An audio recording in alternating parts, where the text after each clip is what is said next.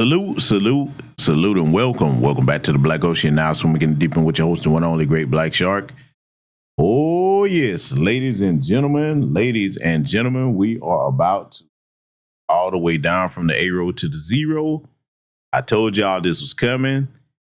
Oh, man, let me go ahead and tell you right now, the Tater Tots, that's what I call them, the Tater Tot fan club, they are going to be weeping, gnashing their teeth tonight. Because we're going to break this whole thing down about Andrew Tate, the Tate brothers, rather, because we're in hot water. And we're going to be talking about the difference between peacocking and power, making sure people know the difference over here. All right? Oh, yeah. So I'm just giving y'all my disclaimer.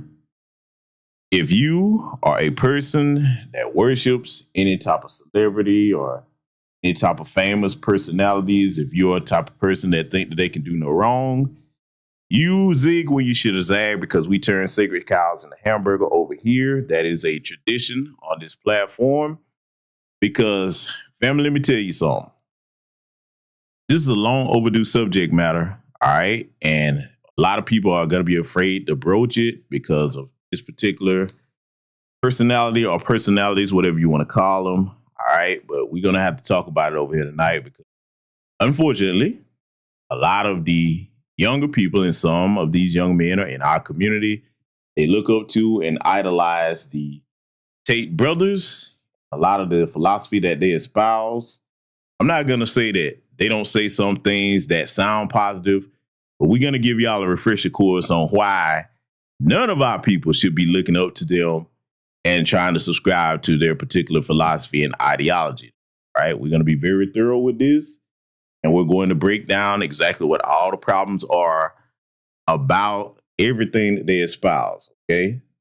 Letting y'all know now. So before we get started, I want y'all to give me a black fist and a thumbs up and let me know if you can hear your brother loud and clear. Am I coming in too loud, too low, just right?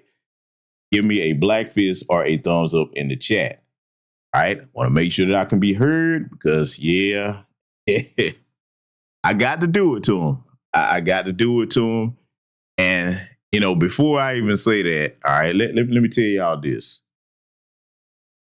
You can learn something from anyone in any place, all right? But when you see that the source of whatever you're learning from is compromised, especially when it comes to any form of anti-Black racism, you better consider the source very, very carefully and think very twice before you call yourself putting into practice anything that they say, all right? Want to make sure, cool. All right, everybody can hear me. So now that I've gotten that out of the way, let me scroll up and greet those of you who my esteemed guests in the building. And welcome to Keith Baker to the membership tier. But before I do start greeting y'all, yes, we do have memberships over here now. A lot of content over there is going to be exclusive only to the members only section. Going to be getting a dose of what we do on Patreon over there. Okay. A lot of good content coming. And also, if you are a member, remember to check the community tab. There are posts on there that only you that are members only can see. All right. In fact, I'm going to be posting 2 things over there after this broadcast tonight that a lot of y'all are going to want to check out. All right. So now, and let's start out the greetings here with welcome to Keith Baker. Salute to you, good brother. I see Noah Randall in the building. Osea Whiteman is in here. Priscilla Taylor's in here. Dolores Lipscomb is in here. All right, let's see. Sister Stun Zed is in the house. What's going on? What's going on? Black Mac is in here. Diesel Mike is out here, man. Salute to you, brother, on those highways and byways. I see only Pamela's Way in here. Tanisha Murdoch. Let's see Hurricane Nisi. Tina Collins. Daryl 524. My good brother and comrade Project Leroy in here. All right, let me make sure I scroll down. I see Charlie X in here. Sister Mrs. L is in the building. My good brother Mr. Sam is in here. Salute and welcome to all of you and anyone else that be joining us in attendance here tonight. So, family, before I get into the brass tacks of everything with these tater tots, okay, the Tate brothers, Andrew and Tristan Tate, let's give a bit of background for those of you that may not be familiar with them. Both of them are actually biracial, but here they will be classified as Black. Their father was a Grandmaster chess champion, Emory Tate, a foundational Black American. And the mother of the Tate brothers is a white UK woman. All right. So they do have dual citizenship. All right. Yeah, they do have dual citizenship. Now, here's the problem, right?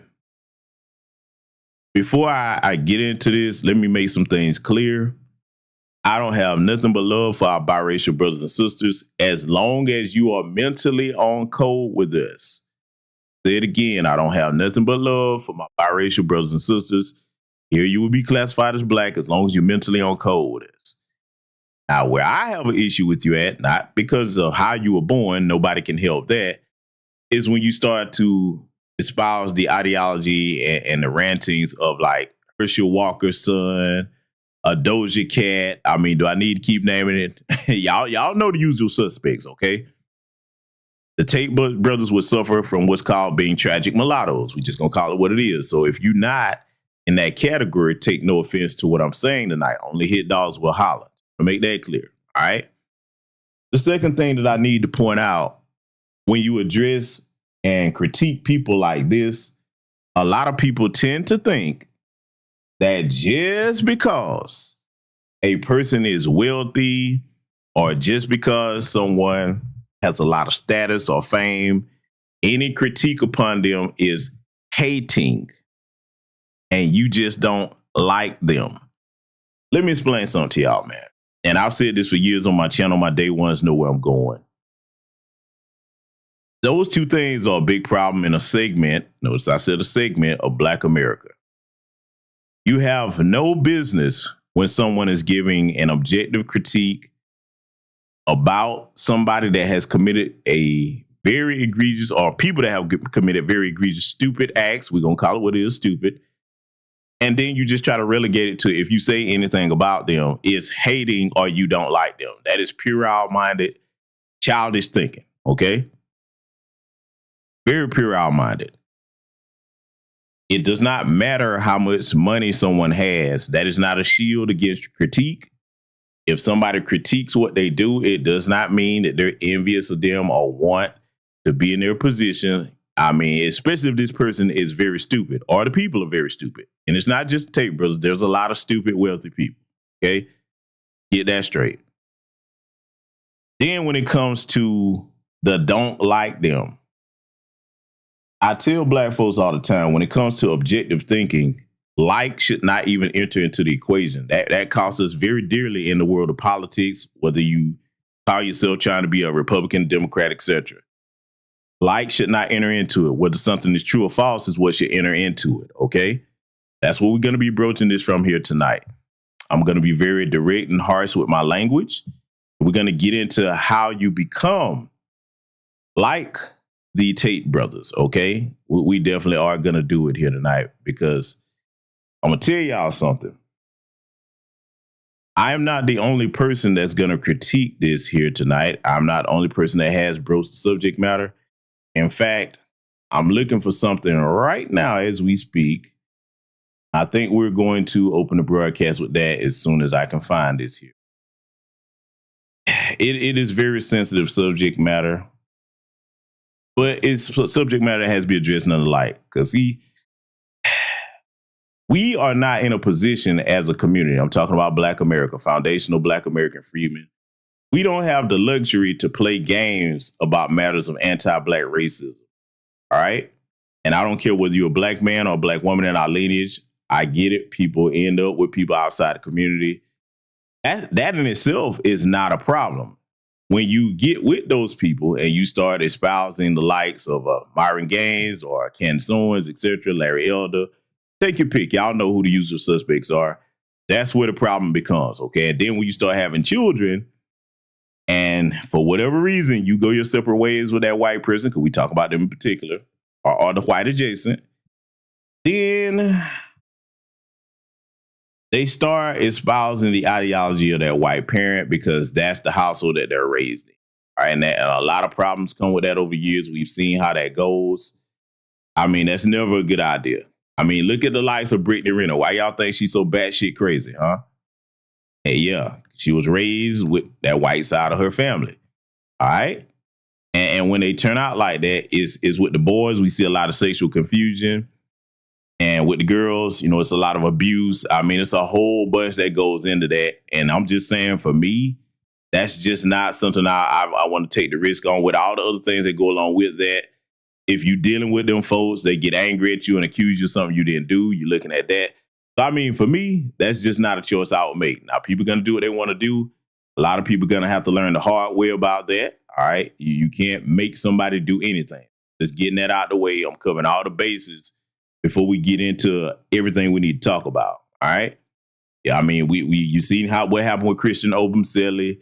I need to keep going on and on. I mean, we covered these stories over here for years. So what I'm saying is, I know that there's always going to be a contingent amongst anybody in society, but definitely in our community. If you tell them not to do something, or if you say, hey, this isn't a good idea, saying that is just like saying, hey, I bet you won't go do it. You know, I mean, we just got to call it what it is, right? All right. So there's a lot to think about before you make those choices. Yes, I said choices about who you procreate with. All right. Because that is a choice. I mean, it's not something that you can say, well, I just had to do it. No. You should think long term about who you're dealing with before you procreate with anybody, but especially outside the community. You should think long and hard about, okay, what type of life are you going to give these children? What kind of values are you going to put into these children? Because think about it.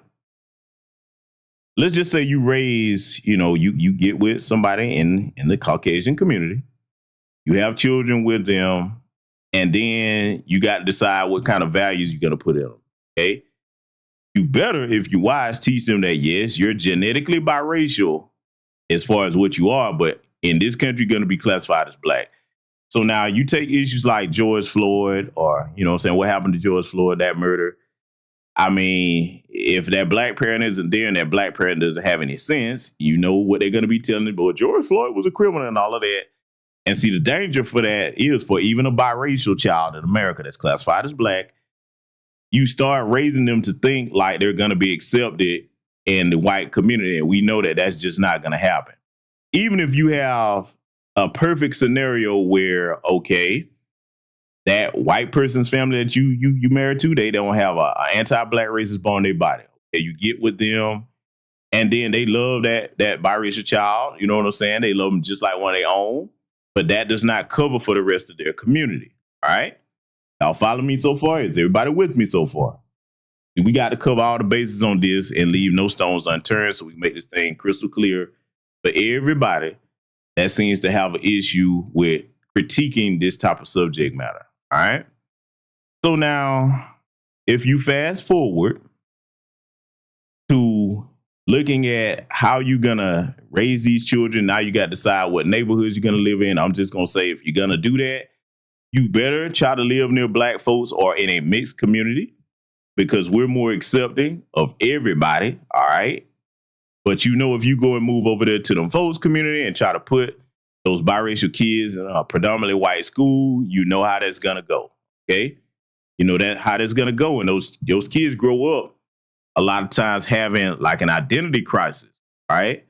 They have an identity crisis a lot of times. I mean, like I said, I got to use Brittany Renner for yet another example. Look how she constantly acts. It's like she's trying to portray herself to be something she's not, to try to, y'all seen that woman's behavior. Unhinged, you know what I'm saying? Psychotic. It's very tragic to watch, and it's a lot of lessons you're going to have to learn the hard way, right?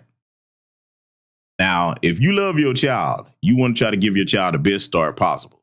You don't want to have them in a situation where they have to be confused about who they're going to be, and definitely not their place in America as far as how they're going to be treated.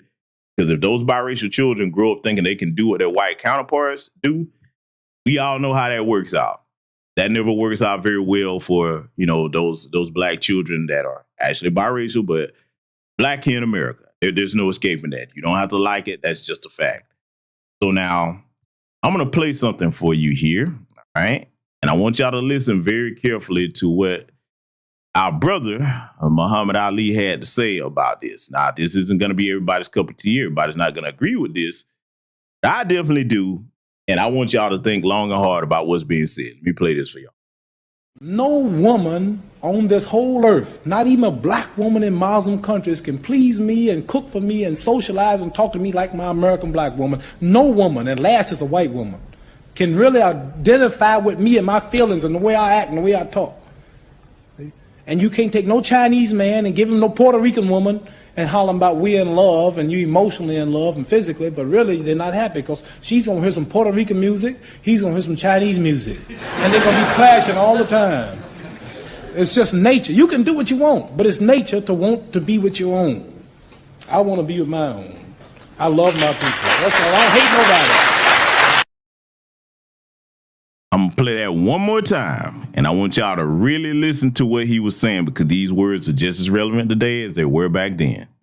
No woman on this whole earth, not even a black woman in Muslim countries, can please me and cook for me and socialize and talk to me like my American black woman. No woman, and last is a white woman, can really identify with me and my feelings and the way I act and the way I talk. And you can't take no Chinese man and give him no Puerto Rican woman and holler about we're in love and you emotionally in love and physically, but really they're not happy because she's going to hear some Puerto Rican music, he's going to hear some Chinese music, and they're going to be clashing all the time. It's just nature. You can do what you want, but it's nature to want to be with your own. I want to be with my own. I love my people. That's all. I don't hate nobody. All right, family. So did everybody that heard that, and I played it twice for a reason, did all of y'all that heard that, did you get what he was saying? To see, let me tell you something. Today, believe it or not, this is something a lot of people fail to think about, and it throws a lot of people off.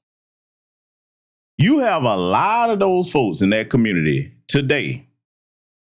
They'll actually argue that if you hear somebody say what Muhammad Ali said, oh, he's a racist. You know, they love to throw that at us. First of all, racism is prejudice plus power. No black person in this country has the power to be racist and inflict deprivation based on color of anybody's skin or anybody in the Caucasian community or etc. Okay? They don't like when you say that, but don't get mad, prove me wrong. Now, the reason why they will argue against that is, like Neely Fuller Jr. taught us, the only people that get confused when we get out of bed in those situations, the only people that get confused when we get out of bed in those situations are black folks. The elder Neely Fuller Jr. know exactly what he was talking about.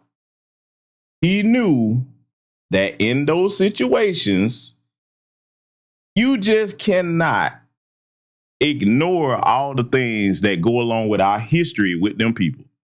No matter who you're going to be with, you know what I'm saying? No matter what's going on, you have to understand that the history in this country cannot be erased no matter what feelings you have for somebody. There's just no way. All right. There's just no way. Now, you can pretend like that history doesn't exist. And we're going to get into that a little bit later here tonight. All right. You can pretend like that history doesn't exist, but it'll be to your detriment and definitely to the detriment of your children. All right. I hate to go here, but I have to say it because these are things you have to factor in also if you're going to get into a union with people outside the community or people adjacent to it. I hate to say it. I'm not going to be disrespectful about it, but I'm just using this as a statement of fact. We all see what's going on in the Nolan Wells case right now. As you know, his father is black. I'm not sure if he's of the lineage or not. I've heard different things on that. I'm just going to say I'm not sure about it. But we definitely know his mother's Asian. Some people say his mother's Asian and half black. I don't know about that either. But we do see what happens when, you know, you raise your children, you know, not to see color.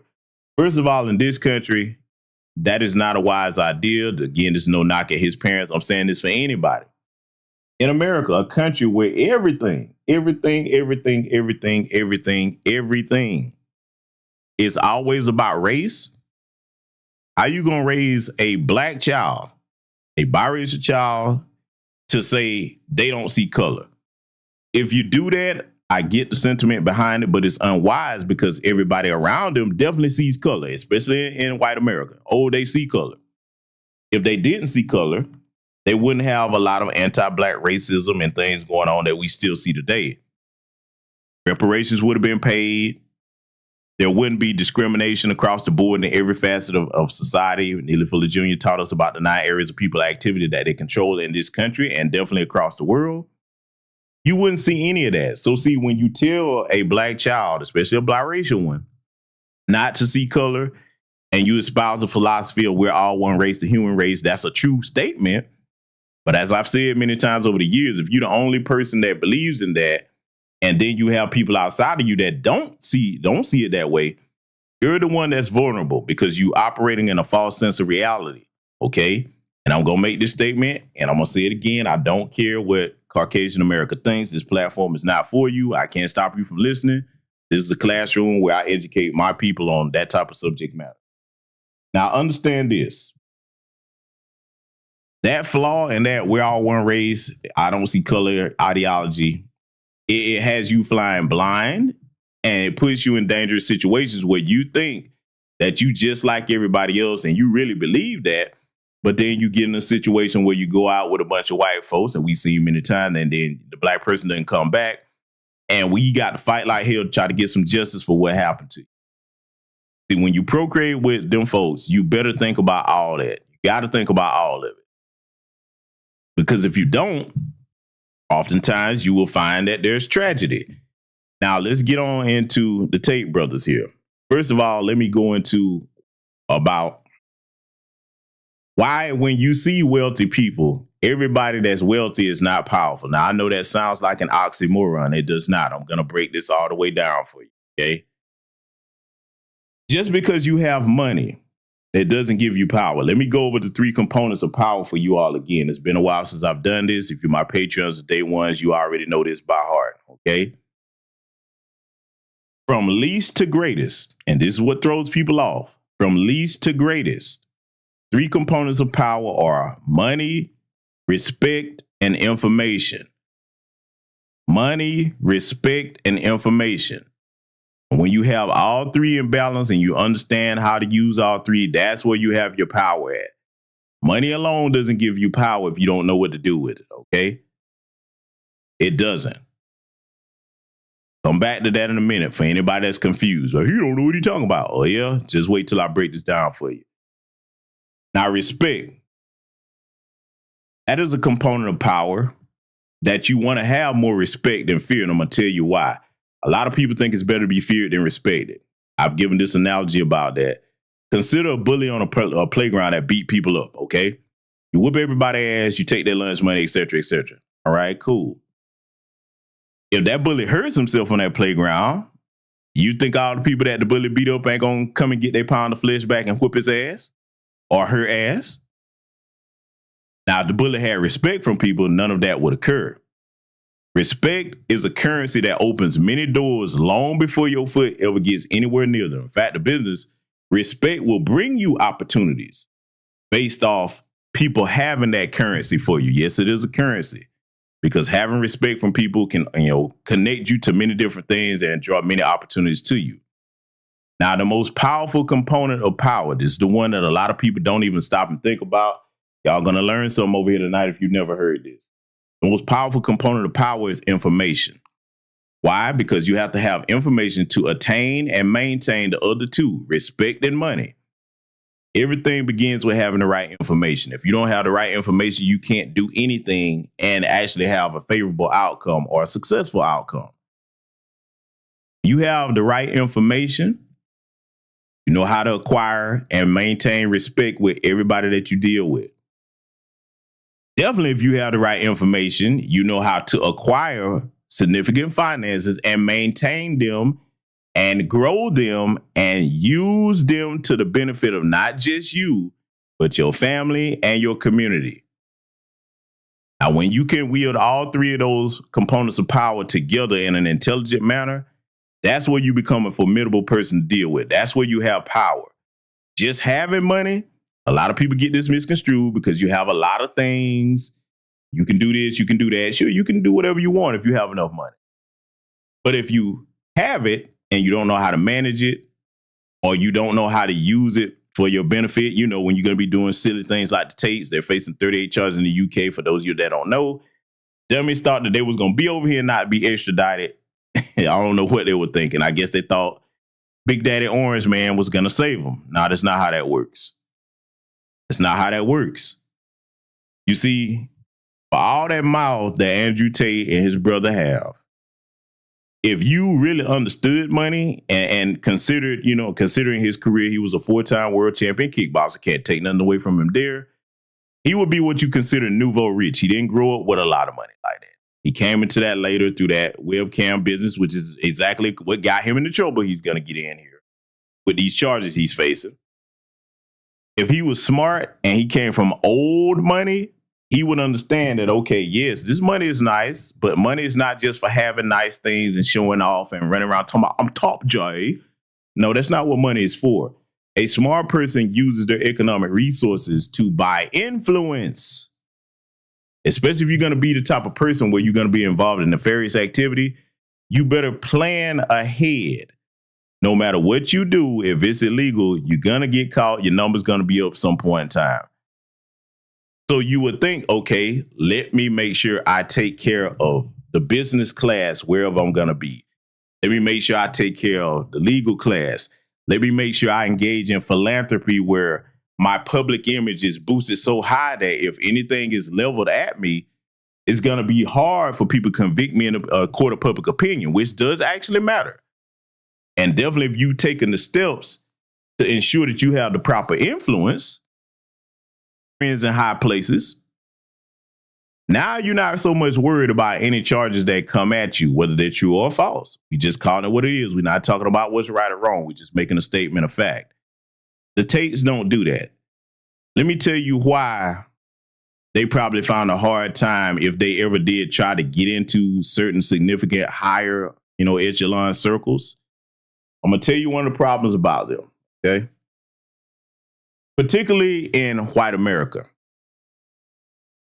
If you are the type of person in society where, yes, you have money, you got the same kind of money that can put you alongside and inside, the elbows and rub shoulders in rooms with some of the wealthiest people, the people we talking about that pay to stay off the Forbes list. I'm going to say it again. Yes, you have some very wealthy people in this country that will pay to stay off the Forbes list.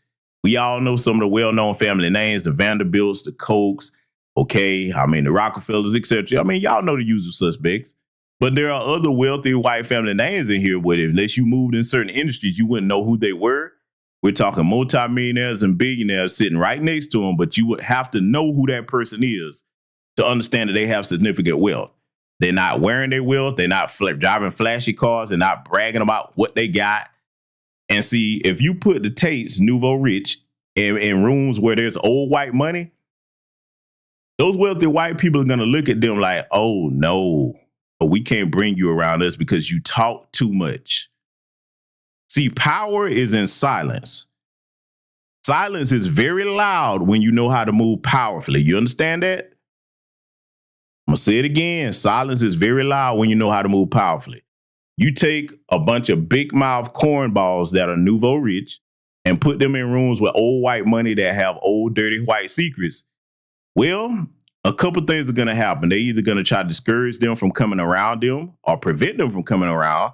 Or if they do come around and they happen to give them a chance, so to speak, and they start running their mouths about the wrong thing, you're going to disappear. Okay? You're going to disappear. We all saw what happened to Epstein. You think he really just died the way they told you? Come on, man. See, that's another thing about people like him with all these fantasies talking about the Mike Traces out, they got my top J and all that other stupid shit. See, we're going to have some adult talk about this because, see, I'm going to shatter this myth that a lot of these people have about these two goofballs. If you don't know how to shut up, you can't be in those circles. That will be a danger to you. They will get rid of you, your family, everything. Look back at what happened to Princess Diana. Her own family got rid of her, and we know how that worked out, huh? Why you think that, why you think that boy running around with Meghan Markle, running around here, there, and over there, why you think they really made him abdicate his titles and leave? They're like, listen, you can't bring that little negress over here, boy. You off code. Now, when you get your mind right, you can come back home. Old white money is always connected to white supremacy. And I'm going to tell you another reason why they would not be welcome in those circles. It doesn't matter how much money you got. This is the part that the tellers are confused about. Yeah, his brother can kind of pass for white, and Andrew is kind of tannish looking, but they don't want that in them circles. They don't. No. Even if you have a very useful function to them, they're not going to let you in certain rooms where they're having certain conversations about the moves they're going to be making long term because you're not one of them. Okay. Biracial does not count as white. It never does. The only place in America where you will be accepted as completely one of us would be Black America, because we understand that on paper here, you're going to be Black, no matter what your genetic parentage is. They never learned that lesson, okay? Now let's deal with the main title here, Peacocking versus Power. I want my young Black men to pay close attention to what I'm about to tell you, all right? When you come into those three components of power and you learn how to use them, when you do come into any of them, especially when you acquire all three, you should be mastering how to use them if you're not accustomed to it, so that you can put it to good use, so that you avoid becoming a peacock. Now, everybody know what a peacock is. You've seen that animal, that bird. It has a flashy display of feathers. Okay, it's very flashy. You know what I'm saying? When you're running around peacocking, you're always bragging. You're always talking about what you have, how much you got. Nothing wrong with enjoying the fruits of your labor, but I'm going to tell you something. If you want to be a mature person as far as how you manage wealth and any assets that you have, it's better to let people guess what you have than to come out and say, look at me, I got this on my top, Jay. I got a Bugatti. I got this, I can do this, I can do that. You really are putting yourself in a position of a smart adversary. They would consider you a gift. They'll be like, oh my God, it's going to be easy to do whatever I need to do with you because you can't keep your mouth shut. Unfortunately, when you have a braggadocious personality, because Andrew Tate is the only one. He's not the only one. He's one of many. When you have those braggadocious types, a lot of our people tend to gravitate to that because they really think that that is being powerful, running your mouth. Let me tell you something. Power is when you don't have to say anything. You let your actions speak for you, and then people have to figure out how that occurred. Case in point, power is if you got that kind of money and you got somebody coming out here disparaging you or doing something that, you know, could cost you and your family money, etc. You don't go back and forth with them on social media. You don't get on your channel or whatever social media platform you on and start running your mouth about what you're going to do to them. No. What you do is go and observe what your enemy is doing. You get a good assessment of it. And then with the resources available to you, you handle that however you see fit, whether it's legally or otherwise. And you say nothing about it. Now, I'm going to ask everybody on the sound of my voice, compared to somebody that's always running their mouth versus that type of individual that I just described that operates in silence and understand that I'm going to let my words speak louder. I'm going to let my actions speak louder than my words, rather, because the Tates do enough for letting their words speak louder than their actions. But for the people that understand that, which do you think is the more powerful person? I'm asking my chat room. Would it be the person that understands, hey, I don't need to say much. I understand that people will respect me more based off what I do and what I make happen? Or do you think somebody would respect the person that's always running their mouth and only talking, always showing your hand? And see, I don't care what other communities do. I want my people to understand this. Even if you never become super wealthy or extravagantly rich like Tate's, I want my people to understand. Don't let your left hand know what your right hand doing sometime. If somebody comes out and they claim that you don't have this, you don't have that, you can't do this, you can't do that, now operating off a third grade, I got to prove something to somebody mentality. That puts you at a complete disadvantage. No, you do that should you choose to do it, but you don't do that because somebody goads you into something. No, that's not wise at all. Let them keep talking, and if they make the wrong move, you show them better than you can tell them. Everybody follow me on that. And I understand in our community, we don't have a lot of people that come from wealth. So when they finally get something, they think I got to show the world. Now, I'm not saying don't enjoy anything if you come into, financial stability. Enjoy it, but do it responsibly. And make sure, too, that if you want to stay powerful, as far as money, make sure that you always invest in. See, I'm going to tell you what my grandfather and my fathers taught me about managing significant wealth. You should have your arms in everything, like an octopus. That's what my financial portfolio looks like. Yeah, if you're on Patreon, y'all know when I tell y'all to jump on something, Project Leroy will tell you, I ain't steered you wrong yet. If I say, hey, look, these ETFs are hidden, you better get on them now, All right. If I show you certain shares of stocks or whatever, like, hey, you need to have a couple of these. I ain't never steered you wrong. I'm not going to tell you nothing that I wouldn't do or don't have in my portfolio. Okay.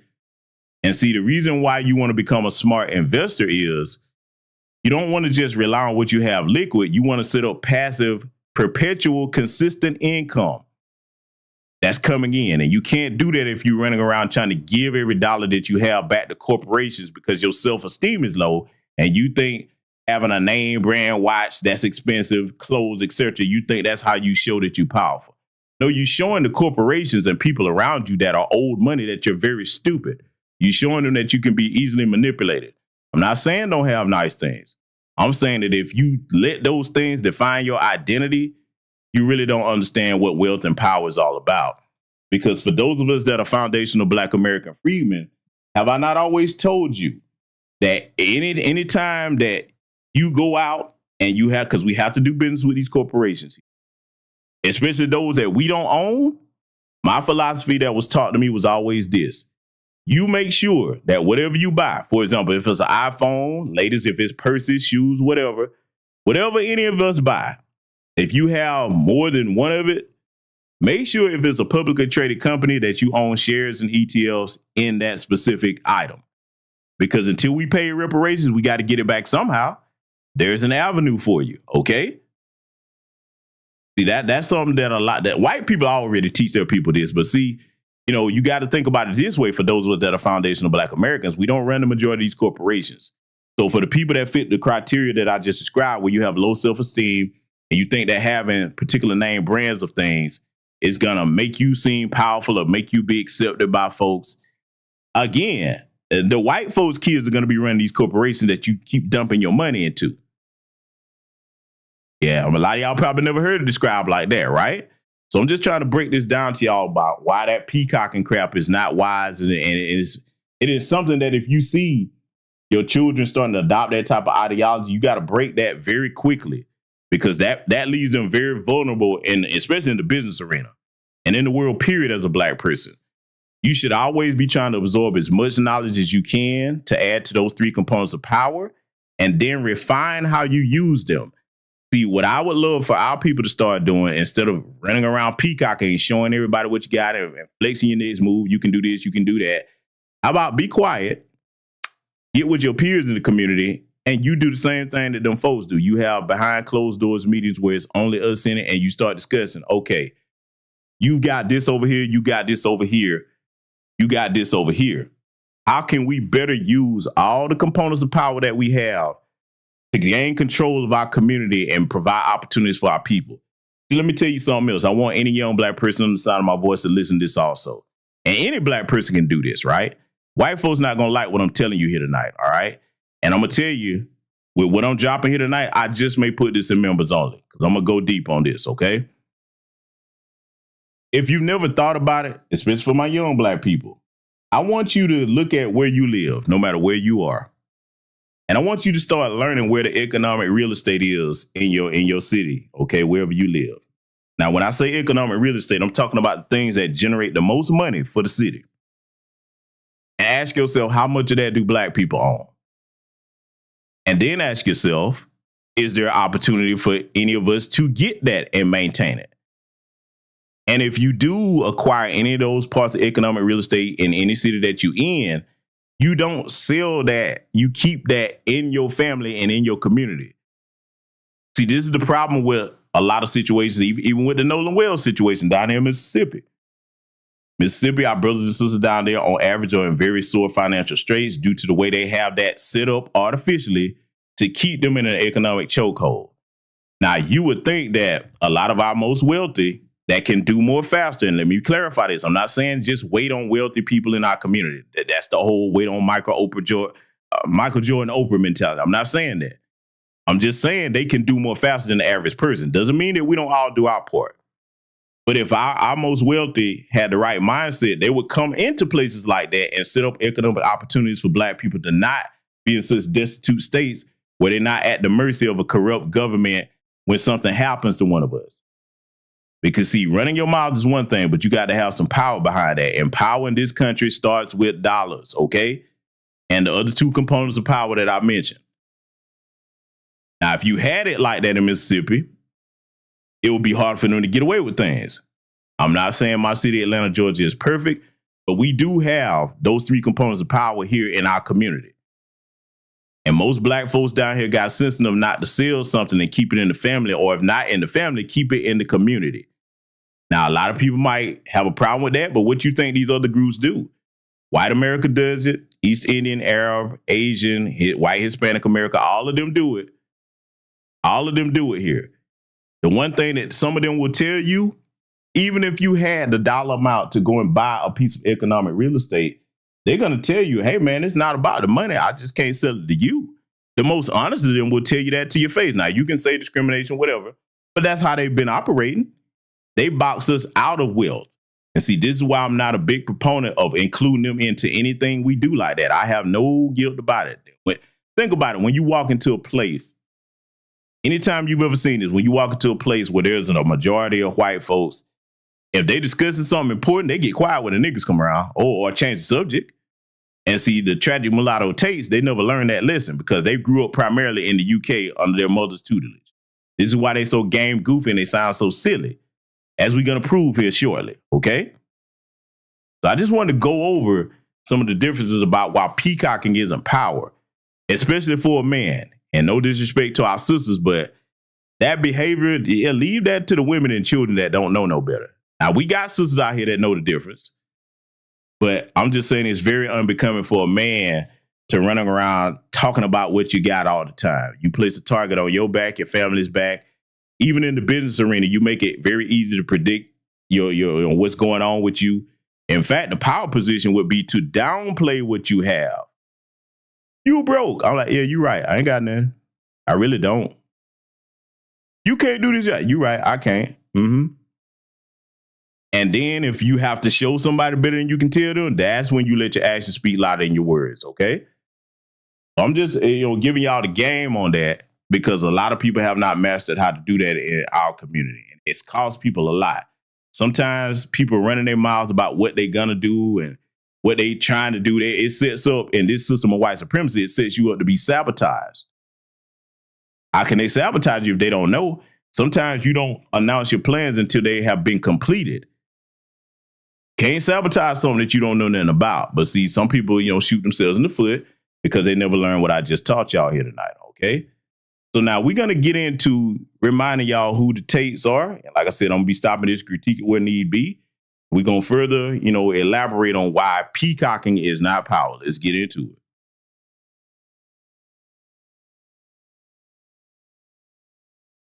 it. Black people do commit more crime than white people. So if you're a police officer and you have more experience with black individuals who've committed crime, are you more likely to think a black person is guilty of said crime as opposed to if you go and arrest a Chinese man? Let's cut the bullshit. Of course, you're not going to be trigger happy on some Chinese bitch because they don't do nothing to you. So the cops don't roll up on a group of Chinese people and think, let's spray. They don't think that. They think, whoa, Chinese food, I'm hungry. This whole movement makes black people more aggressive to police because it makes black people hate the police, which makes them more likely to tell the police to fuck you and less likely to comply. And then everything gets worse, doesn't it? The only way you can truly fix this problem and mend broken America is to solve the crime that plagues low-income areas where the people of color live. But instead, what are black people doing? Looting. Does this help? Now, you already see, I've shown y'all this before, but you see where his mindset is. And see, I got to go here. This is the tragic mulatto mindset. This is what happens. Your biracial kids are raised with that white side of the family. They grew up thinking like this. Now, what he said actually made sense. Anywhere on the planet, and Black America will be no different, wherever there's high crime, if you solve the crime problem, which is by providing economic opportunities, the crime tends to go down because most black people are not criminals. But see, this is where he's coming from. What are black people doing?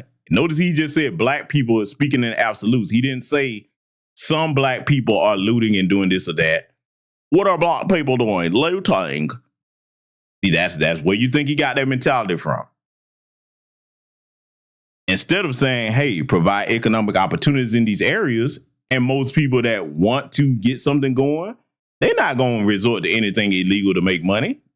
They're going to grind and go and take advantage of that. And either work that job or get into a position where they start a business for themselves and employ other people, which is what we did once upon a time before they started sabotaging us in this community. Okay.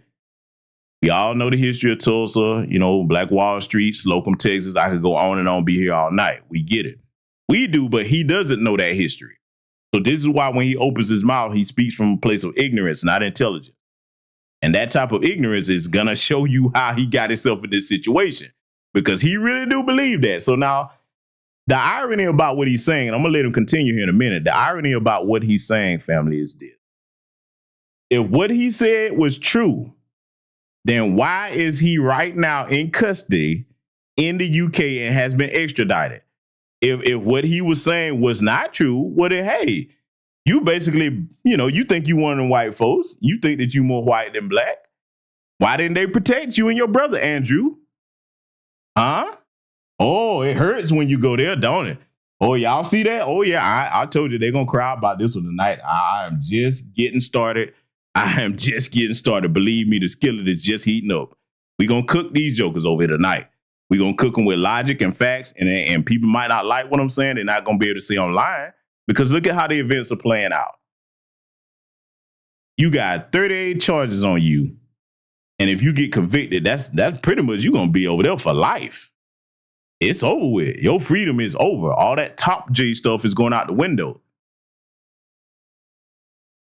You didn't lay the right foundations and make the right connections while you were over there in the UK to the point where they would protect you.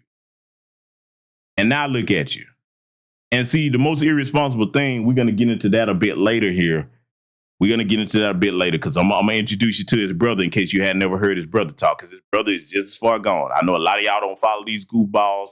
That's fine. But I'm going to bring you up to speed on their mentality here tonight. Let it continue.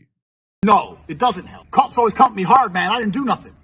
Cops always fucking screaming at me, put me on the ground. Cops always trying to arrest me. So now the black people are perfectly justified to dislike the police, because the black people have now identified a pattern on how cops treat them. Notice how he's saying the black people. Did y'all catch that? The black people. He doesn't think he's one of us. Now, let's be clear. Genetically, he's not. He's half one thing and half another. But here in America, he would be classified as black. But I didn't want that to be lost on y'all. He said the black people. So you don't think you black, huh? I bet you think you're black now, don't you? See, wherever they sitting at in themselves over there, they learning the hard way about that Negro wake-up call. Because, see, they tragic mulattoes. They don't think they could get a Negro wake-up call, but you getting it. See, I'm showing y'all the type of ideology that they have when they be running around doing all this nonsense that they be doing, and then they blind the mic tracks. That's stupidity. We're going to come back to that talking point that y'all always using. Just a second, though. And this is why it's spiraling out of control, and this is why it's never going to get better, because no one is going to sit there and actually say what I've just said, because you're risking being deemed a racist for just saying the truth about human pattern recognition. 20 years ago. Now, he thinks he has the power to be racist. You don't. Just because your skin is a little bit lighter, boy, even with that money, you don't have the power to practice racism. Because if you did, you wouldn't be sitting in the cell right now. See, let me go ahead and twist the truth knife into the backs of these cornballs. And I got to twist it at the base of the spine and turn it so that I snap their vocal cords where they can't scream. Yeah, I'm going there. Let me tell you something, man. Look at Vince McMahon.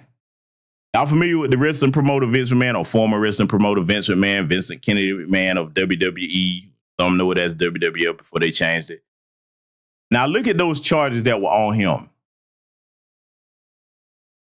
How many days has Vince McMahon spent in a prison cell? Oh, yeah, I'm finna wake this up. Oh, we got to go here. Oh, yes, I am. How many times did you see the FBI raiding Vince McMahon's house and parading him out and his children in handcuffs? Did you see that at all? Because we all know who they did that to. They did that to the dealer, didn't they? Okay, well, if you're going to get the dealer, why you ain't got Vince McMahon? Because what Vince McMahon has done is far worse of what Diddy was being accused of. And I'm not defending the dealer. Y'all know I got a whole playlist on that. I'm not defending the dealer. I'm making a point to show you how the likes of a Vince McMahon and the rest of these jokers, they don't get the same treatment. Oh, no, it's a lot different when you got the complexion for the protection. Oh, it's a lot different. The tragic mulatto Tates are learning that lesson right now. Okay? Now, this is his brother Tristan right here. I want you to hear his ideology, okay? Because we doing this for a reason. This is Tristan Tate, and this is how he thinks. I remember sitting with my father in the United States, and my cousin was sitting around with all of his friends. And one of my cousin's friends, can't remember, had his pants down, big fucking basketball jersey, backwards hat, sitting there. He was like, yeah, Emery, man, these cops are so racist. They keep arresting me and stopping me and searching me. They think I'm a drug dealer. They're profiling me. And my dad, who dressed like a normal man, said, stop dressing like a nigger. Oh, yeah. How many of y'all heard that before? If you over here, you've heard it before. But how many of y'all heard that before? Now, his dad was Emery Tate, a brilliant chess master, but in those comments, he told you exactly where he got their mentality from. I got to go here again. I have nothing against biracial people as long as you mentally on code with us. Can't help how you're born. You're always welcome over here. But see, did you hear what he just said? His daddy told him to stop dressing like a nigger. Now, see, this is the problem when it comes to interracial dating, but with most black folks, with the men and the women doing it. Most of our people that do that, yes, I'm saying most, they don't do it because they met somebody that they're like, okay, this is my person. I've fallen in love with them. We're going to see what we can make work. That's not why they do that. They do that because it comes from a place of self-hate, and they think that they're above their people somehow. And they think that, okay, if I get with this white man or white woman, I'm somehow better than the rest of my people. See, that old cliche phrase, it starts at home. That's exactly what I mean by that, because he didn't just grow up one day, either one of them boys, and start talking like that. No, they were around that from their mother and their father. That means their father was a coon. Now, why am I saying that? For those of us that know our history, we know that it doesn't matter what you wear or didn't wear as a black person. During Jim Crow, they lynched our people in suits, man. They lynched some of our people that were coming back from fighting for wars in this country, trying to get respect. They lynched veterans in military uniform. What you gonna tell those people, huh? It don't have nothing to do with how you dress if somebody hates you because of the color of your skin. You can have on a suit, a church uniform, a military uniform, police, it doesn't matter. They hate you because you were born the wrong color. That is systematic white supremacy. But these two nitwits right here, see, let me tell you something, man. For people like them, I'm going to tell you what the best education they could get. They was raised over there in the UK. No. Put him down here in Mississippi. Put both of them down there in Mississippi, Texas, Alabama, here in Georgia, Kentucky. Or better yet, oh, there's too many niggas for you? Okay, go on over to West Virginia. See if you fit in over there. Huh? See, they didn't get the root, because see, over in the UK, the racism is polite, it's subtle, it's not as in your face, you know, it's nice, nasty racism. Down here, I guarantee you, they've never met some good old hardcore anti-black racist rednecks. So see, these cornballs like him and Sneeko and the rest of that little goofy troop that they hang with, tragic mulattoes, because you know Sneeko is Haitian and Filipino. They don't ever get to be around the hardcore Billy Bobs and Jim Bobs that like, we don't care what you say, boy, you still a nigger. You ain't one of us. They ain't never been around that. See, they think that if you just talk crazy about the black side of your family, oh, that's going to make you be accepted. That's the magic ticket. No, it's not. Because, see, remember I told y'all to get that book, Boss of the Delta, about that white Hispanic governor of Louisiana named Leander Perez, who said, quote, the best way to hate a nigger is to hate him before he exits his mother's womb, end quote. Leander Perez. Yes, he said that. A white Hispanic governor. Huh? I've broken that down many times to show y'all how LULAC and other those Hispanic organizations, they fought for the right, so did the agents, to be classified as white. When they was going to give them their own racial category, they said, no, we are white. Don't you dare remove us from the Caucasian category. So now, when you take these two morons right here and you put them around us, there will be a liability to us with that mindset. Notice I said the mindset, not how they were born. And then they will be in danger if they're around a bunch of real hardcore white supremacists, because they would get rid of them. That's what they don't understand. You're not ingratiating yourself or endearing yourself to these savages. Look, let me just go ahead and tell the whole truth. they hate them more than they hate straight black people with two black parents. I'm going to tell you why. Because if they can't really tell what you are, they're worried about you sneaking them Negro genes in.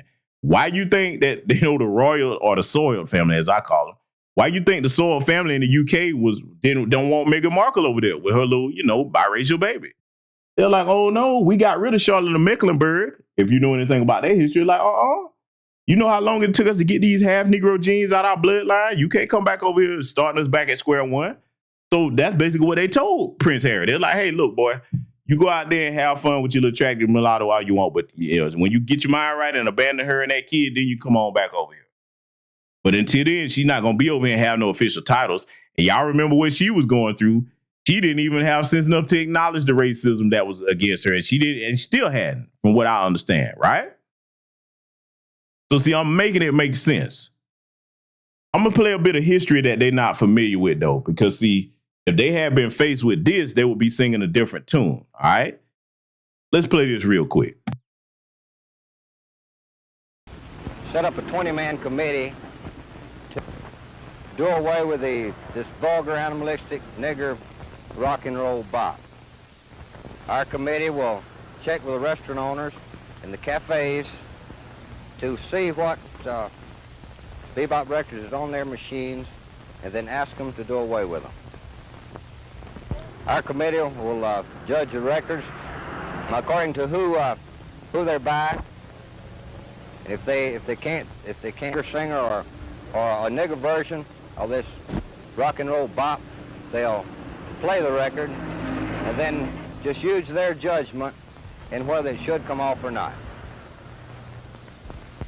As far as we're concerned in Anniston and Calhoun County, as long as the music is played like white people should play it, it's not this animalistic bebop, but we won't object to it as long as it is a white band.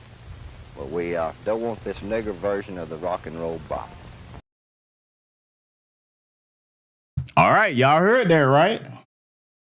Good old Jim Crow. All right, yeah. See, they don't know anything about their history because how many of y'all think their UK white mother taught them anything about that? How many of y'all think that their father, Emory Tate, taught them about that history?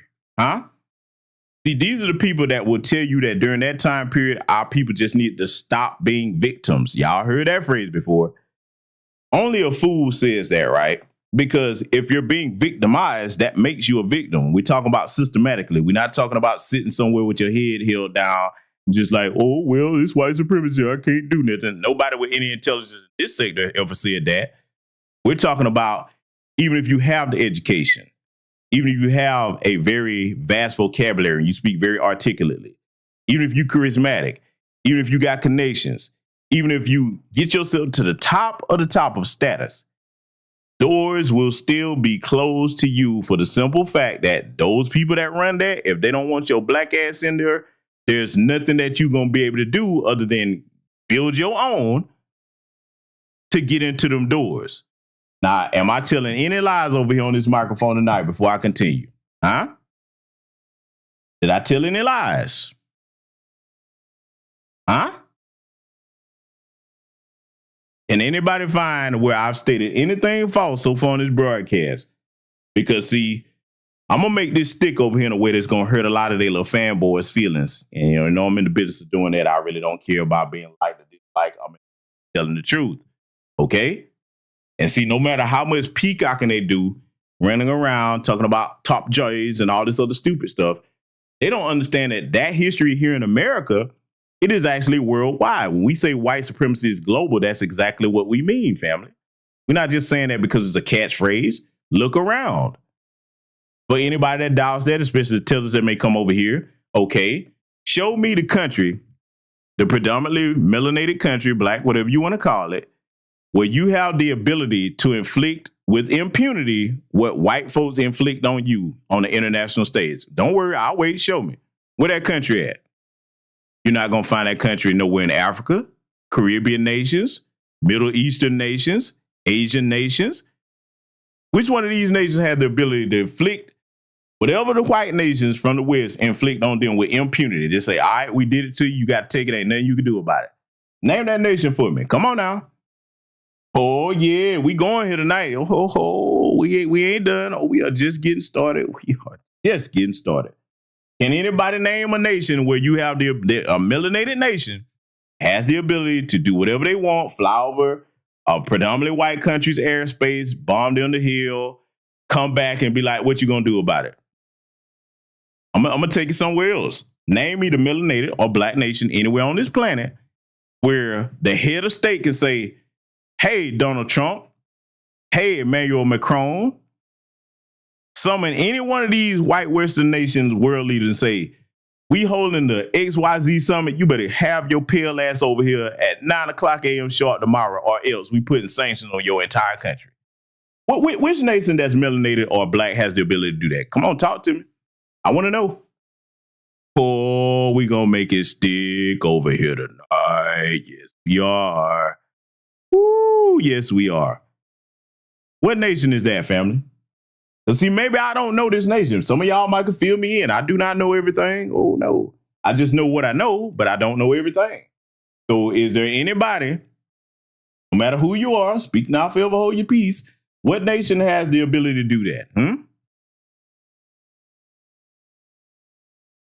I don't see anybody naming a nation.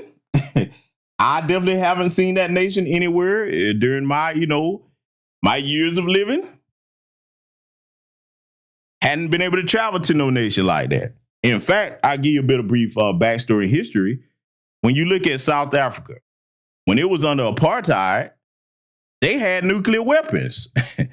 Now, Lord knows that Truth and Reconciliation Council was one of the worst mistakes they ever made down there. They didn't punish the people that inflicted all that brutality on their people in 1994 when apartheid came to an end on paper. Economic apartheid is still going on because, hey, even though black people are in power down there with the presidency, they don't control the economy like that. The Boers, the white folks, the East Indians, and sometimes the Arabs and Asians are controlling that economy. They're like, okay, you can play president all you want. As long as we control this money, we don't give a damn what you do. That's the finesse they put on them. And then to add insult to injury, instead of seeking punishment, they allowed the same people that inflicted all that harm on their grandparents and great-grandparents to be a part of the goddamn government, talking about a rainbow coalition. Boy, you talk about the ultimate finesse. What should have happened at the end of apartheid South Africa, it should have been Nuremberg trial. Oh, no, you had something to do with this? Come on, let's go. Remember I told y'all about that practicing cardiologist now, Wouter Basson. He was a chemical engineer that created biological weapons that specifically targeted black Africans over there, or melanated Africans, whatever you want to call them. Wouter Basson, look up that name. His nickname was Dr. Delta. If you can find that documentary on him, watch that from the beginning to end. Now, he's a practicing cardiologist to this day, running around over there scot-free. No penalties, no charges, hadn't done no prison time, no nothing. It's just traipsing around like, oh, never mind what I did. You see what I'm saying? So, this is why we're looked at as different as foundational black Americans. We are the minority in our country, but we don't tolerate injustice. Even when they try to deny it from us, like in this Nolan Wells case, we're not going to be quiet about that, especially today. And I'm proud of my people for holding the line on that. As y'all know, I've told y'all the next time I speak on that, it's going to be after the toxicology reports come out. I'm waiting for that before I do my next broadcast on that. I want to see what that's going to be. And then I'm going to take it from there because we already see all the evidence that's come out. This is ridiculous. They haven't even classified that as a murder in their investigation. His death is still classified as a general death. And the only people they're arresting are people that's saying things to people, that's making threats. They ain't arresting none of them people on that boat now. Now, you tell me where some audio like that, and shout out to that sister that cleaned it up and put it out there. You tell me where some black people could be in a situation where a white person is gone missing and is dead, found dead, and we be talking like that on that audio and there's no arrest? Man, not only would there be arrest, the trial would start the next day and everybody would be handed life sentences, if not, the death penalty. And I said what I said and I meant what I fucking said too. So now back to these morons here that run around in this little fantasy world talking about top J's on the Matrix. We ain't done. We are not done. I want to play this for y'all because, see, remember when Andrew and his brother were making them statements that I showed y'all there? I want you to show, and I got to laugh because it's funny. I want y'all to tell me where was all that wisdom that they had since they got it all figured out, Joy? Since they got it all figured out, why didn't they protect them from this?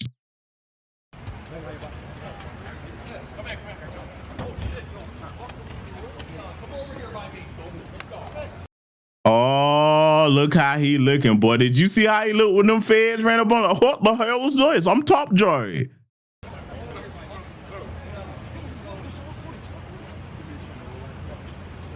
Oh, Andrew, boy, look like they got you in them cuffs. And for the love of God, why do these cornballs wear these damn shoes with no socks? I just can't get into that. And what kind of, boy, this outfit is atrocious. You got all this money, you don't know how to dress, boy. But now, see, family, we got to look at this picture for a minute. The Top Joy. Oh, my God. Top Joy, you're in handcuffs, Top Joy. You and your brother going to the poke, Top Joy. What's going on, family? I got questions. Because now, with what we just played and a lot of rhetoric he's espoused, we're going to get into some more of that. This ain't supposed to happen to them. They talk bad about the blacks. Like, didn't we talk bad about them enough? Why are you putting the cuffs on us? Aren't I one of you yet? Yeah, come on now. You know this is what got to be running through their mind. They really thought, you morons, look, let me show you how stupid this boy is. Yes, I'm saying boy and boys. These are not men. These are boys because I judge you off your manhood by how you operate in your thought process, not just because you're an adult male. This is a boy. Let me tell you something, man. For those that are just joining us, you better catch the beginning of the broadcast where I broke down knowing the difference between peacocking and real power and the three components of power, okay? Go back and catch the beginning of the broadcast. If they understood everything I just said, you came down to Florida, Ron DeSantis and them already told you they don't really want you down there like that. You're going to come back because you thought that when you were supporting Donald Trump, you like, okay, he's going to protect me. I'll donate to his campaign. I'm Top Joy. I help get him. I like that, mate. The younger demographic of people, they know me. They vote for me. I'm cool with Barron. No, moron. You are not white. Donald Trump did them a solid and said, hey, provide transportation for them to come to Romania. But see, this is what they don't understand about white supremacy. See, we know that white supremacy life's a joke that takes a long time to pay off. Donald Trump is the type of individual. He was like, yeah, okay, dum-dum. Thank you. I appreciate the campaign donations. I appreciate you campaigning for me. I appreciate you using your audience to vote for me. Thank you, Demi. Now, what he doesn't understand is since he's not a world leader and since he doesn't have big boy paper, okay, on an international level, we talking country, nation, level type of paper. He kind of thought that he was up there rubbing elbows with those foreign dignitaries. Boy, you don't run a country. You don't control any army, no matter what fantasy world you live in. Do you really think that the heads of state at the UK could make a phone call to Donald Trump and say, hey, man, listen, next time that stupid motherfucker come over here, fight the business, arrange for him to come over there where we got an extradition treaty with you because they don't have one with Romania from what I understand. What these dummies, they probably figuring it out now. Y'all know where I'm going with this. Come on now. They probably figuring it out now that, oh, okay, they set us up. Yeah. Oh, my God. Oh, say it ain't so, Top J. How many of y'all agree with that assessment I just gave y'all, huh? How many of y'all agree with that? How many of y'all agree with that assessment? Can y'all not see it playing out where a phone call from the heads of state of UK was made and said, hey, you know what? They want to come to Miami. Please provide them travel over there. And as soon as you let them get there and as soon as they touch down and get their little UK biracial feet wet, go ahead and enact that extradition treaty and send them boys on over here to us. We got 38 charges waiting on. Huh? Yeah. Oh, but that's too much like right. I told you Tater Tot's going to cry tonight.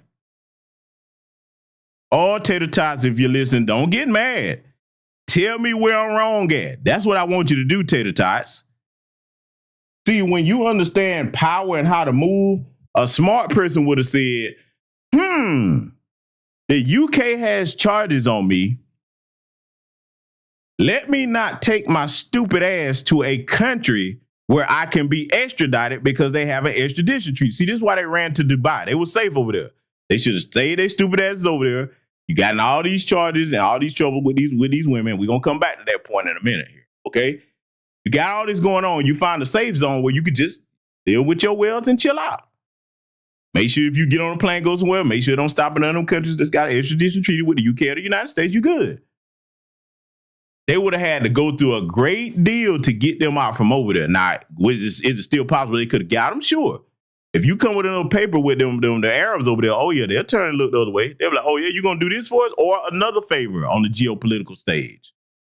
Oh, they was trying to figure out how to make deals, but you know, the Arabs, they're gonna tax you. Now, there's one thing I give them credit for. They was like, hey, if you want something from them, I'm like, oh yeah, well, what you gonna do for me? It's gonna cost you.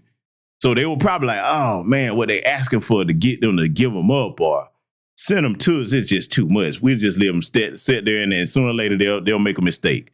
And that's what they was banking on. And that's exactly what they did. See, this is why I call them boys, man. Always running their mouth and not having a proper understanding of geopolitics and like the power structure on the current world stage. You don't, because think about it. For all the running their mouth they do on stream, you never seen them hobnobbing with any foreign dignitaries that speak highly of them. Think about it. What foreign dignitaries you know mention their name like, oh yeah, the Tates, they're good people. They've invested here, they're great philanthropists. These are some of my best buddies. Where you see them at? See Top J, you and your brother? Now you got to face reality while you in that cell, dumbasses. Where are all the foreign dignitaries and the actual people that run the world speaking up saying, hey, let them go, man. They didn't do that. They're innocent. They shouldn't be behind bars. These are upstanding citizens. They're a credit to whatever community they in. We're going to fight to get you out of here. In fact, the business, if you don't let them go, we're going to place sanctions on you. Where the foreign dignitaries talking like that? See, they finding out that they're insignificant in the grand scheme of things. Simply having money does not make you important and it doesn't buy your way into white society. Let's continue watching this beautiful being footage, shall we?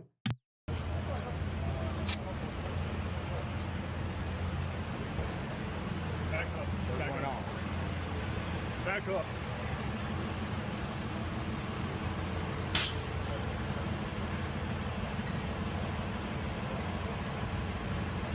Guys, back up.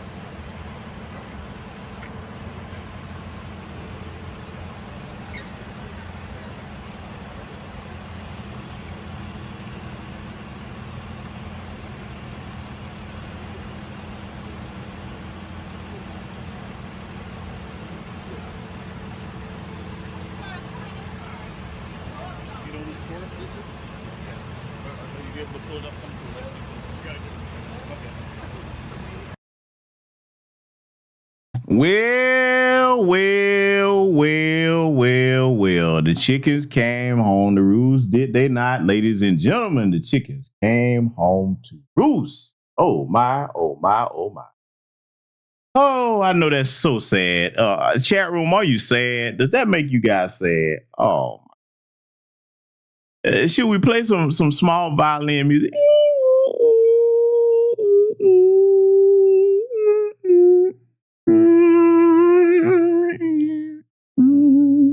Do you have your small violins, ladies and gentlemen?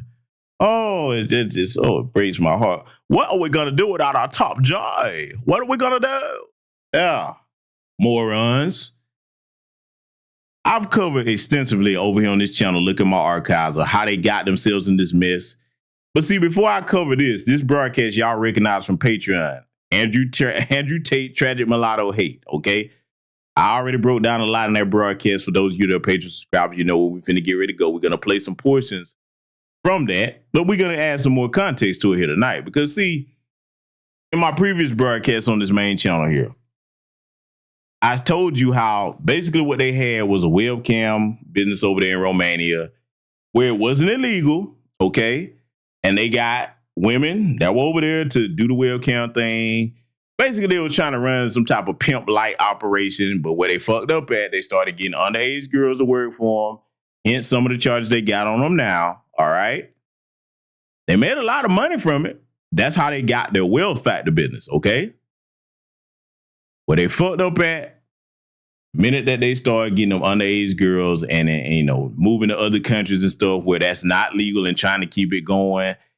Then the dummies, how many of y'all know about their website, that Hustlers University shit? The moron is on the damn site telling on himself. I covered this in previous broadcasts. The idiots are talking about the illegal shit they doing and bragging about it. Now you tell me, do you think that somebody like that is very intelligent? If you're going to do a crime, last time I checked, I thought the goal was to get away with the crime. I mean, is that not the way crime is supposed to work?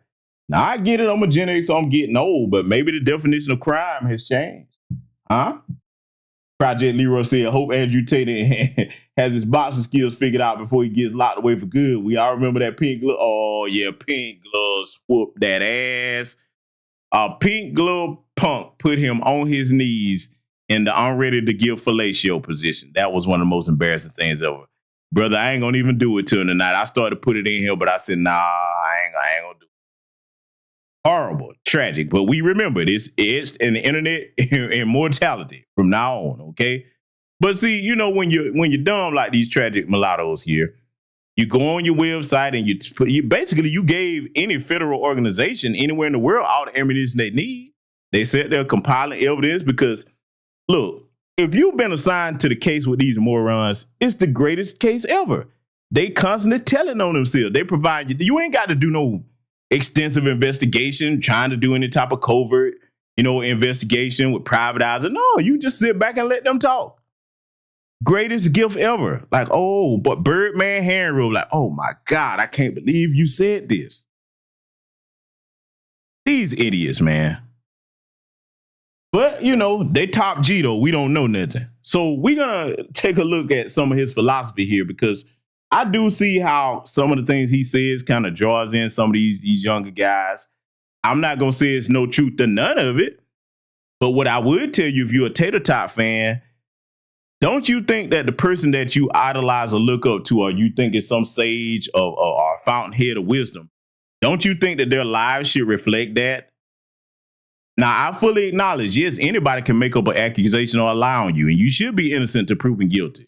However, if you get out of one situation and you actually as smart as you proclaim to be, first of all, if you're intelligent, you'll have to keep proclaiming that to people. It will be self-evident in how you live your life, okay? Anybody that's got to keep telling you they something, I'm top J, I'm this, I'm that, I'm one of the smartest man in the world. Okay, great. Well, why don't this reflect how you live? Because that's not what's going on right here. You can't have too much knowledge. They go and get in the same revolving door situation and see when they start talking about the matrix trying to get me. First of all, moron, see, this is where I'm finna hurt their feelings. A matrix, and for those that don't understand what that means, when he says the matrix is out to get me, he's talking about the world governments fear him so much because of stuff he says and his influence. Andrew, boy, and I've said this before, I'm gonna say it again. If you was that much of a threat, you wouldn't be here now. See, and I know what a lot of Tater Tots are thinking because I'm going to cover all the bases. I'm finna keep hurting their feelings. I know what you're thinking. Well, he is a threat. The Matrix is out to get him. He said so. How do you know that? Because he said so. Okay, damn it. Let me tell you something. Yeah, if anybody does have significant influence, but he doesn't have it on an international government changing level, no, he doesn't. Your fanboys and your incels that look up to the bullshit that you say, and I'm not going to say there's no truth to none of it. I won't say that. But his fanboys that look up to that, that's it. That's as far as your influence goes, man. If they really want to get rid of you, like, okay, let's just put him on the level of, okay, somebody with the influence of a world leader. If you take that person out, they become a martyr. Now, that's what you don't want because you can kill a person, but you can't kill an idea. Now, you may say, well, GBS, why does that apply to Andrew Tate? I'm going to tell you why. One, if they really want to kill him tomorrow, and that's not going to change nothing. See, he was right. Yeah, okay, great. But what is that? They're going to change. You're not going to do anything. Think about it. What life-changing knowledge did you get from Andrew Tate for the Tater Tots where you can take that after he's gone and rise up and make this significant difference where you just got the world government's afraid? What knowledge did you gain from him to do that? I'm going to furthermore expound on this. Watch this, right?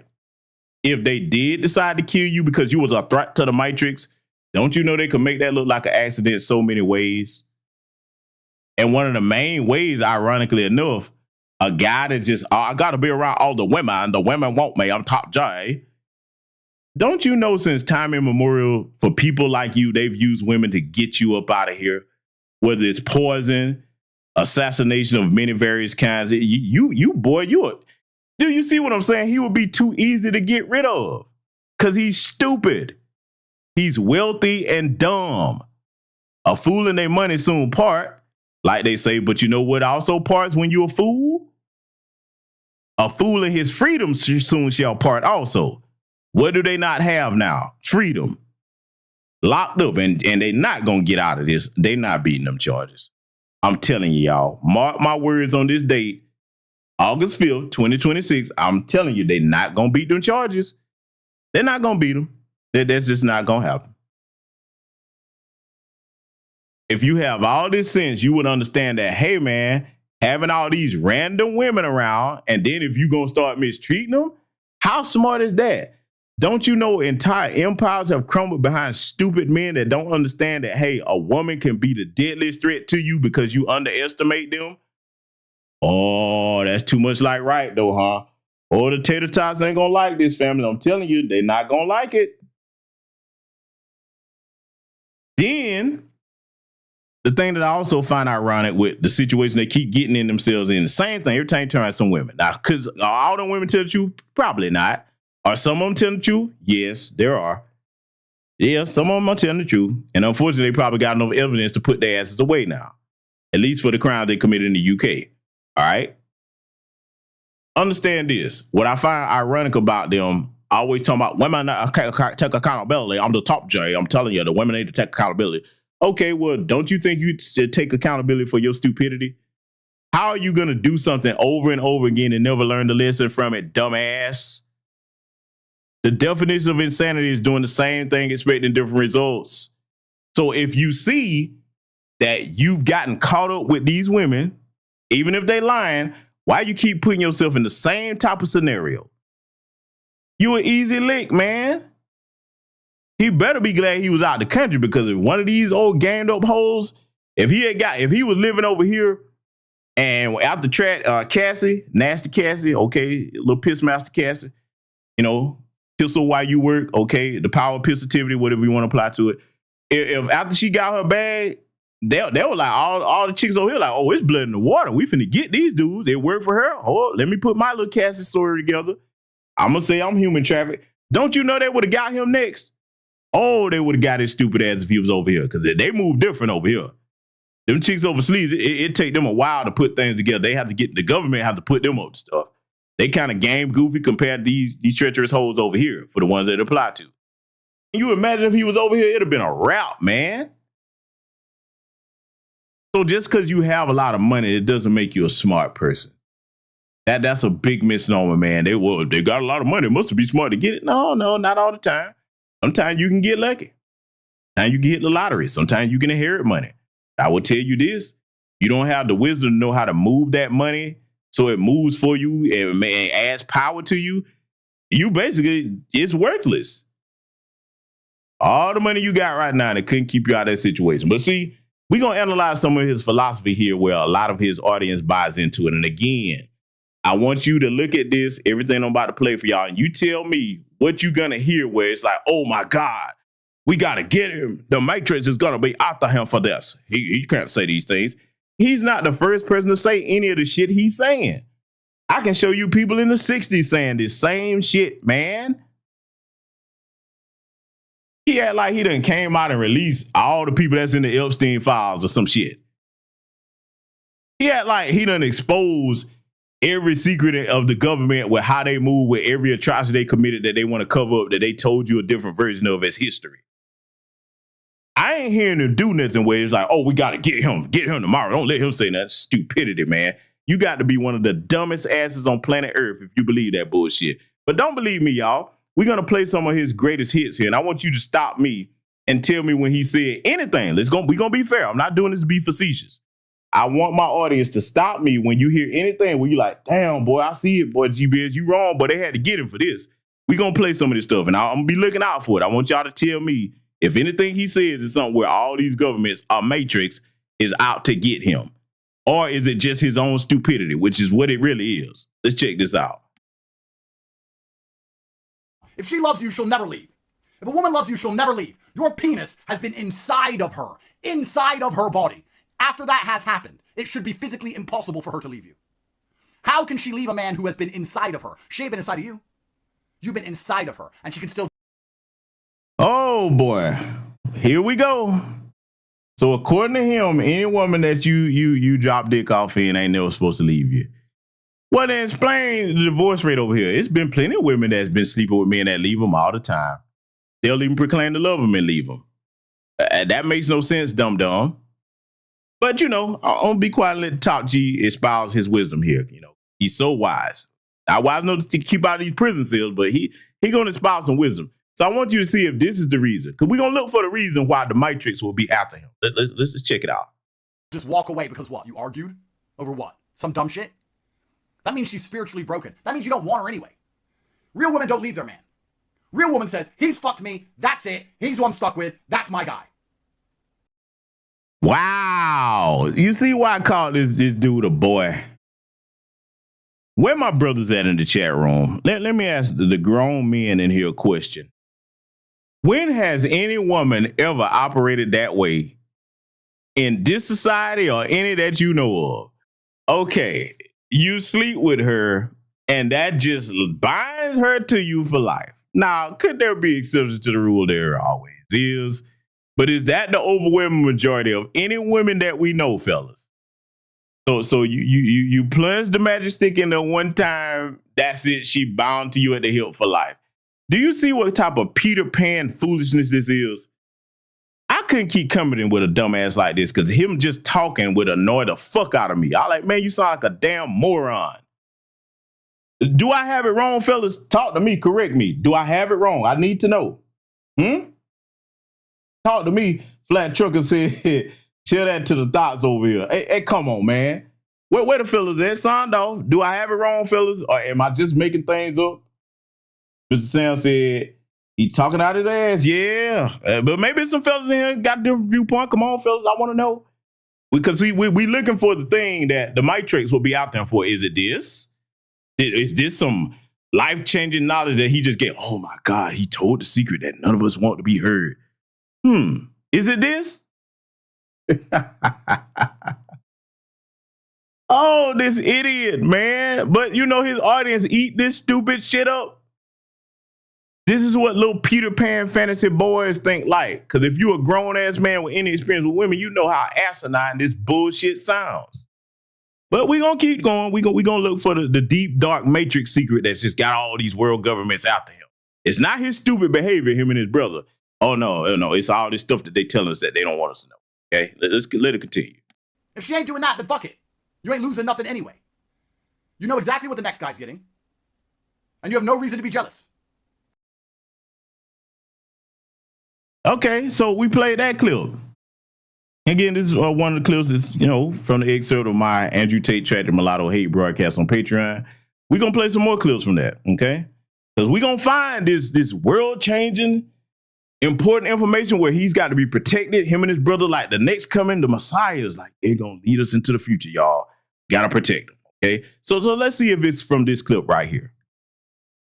So my fellow white supremacist, Nick Fuentes. Did you hear that? He already starting out. My fellow white supremacists. Now, God damn it. First of all, the thing that you and Nick got in common is you half-breeds. Nick Fuentes is half Italian, half Hispanic. You are half black. His father was the FBA, Andrew Tate, him and his brother, and half white, half British. But this fool said my fellow white supremacists. So you think you in the club, huh? You think because you talk about black people the way you do and say the N-word, you think you in that club, boy? Really? Woo! Oh, boy. Buckle up, y'all. If you ain't heard this, you in for a doozy here. I'm going to let this play at length before I say anything. I want you to see, and I want you to hear and tell me in my chat room where this Matrix threatening information is and what he's about to say. Because we're going to find it if we can. Commented on how he needs a HQ and a war room, And as a fellow white supremacist, I thought, I'm glad to be understood. It's nice to be understood. Because people pretend they don't understand me. I'm out here, I'm doing my thing, and people are like, he's crazy, why does he do that? But Nick gets it. He understands the blacks are the problem. He understands the women are the problem. You know? But unfortunately, in the world we live in, you have to interact with women, and you also have to interact with blacks. Half of me is black. That's how bad it's gone. So you can't avoid them.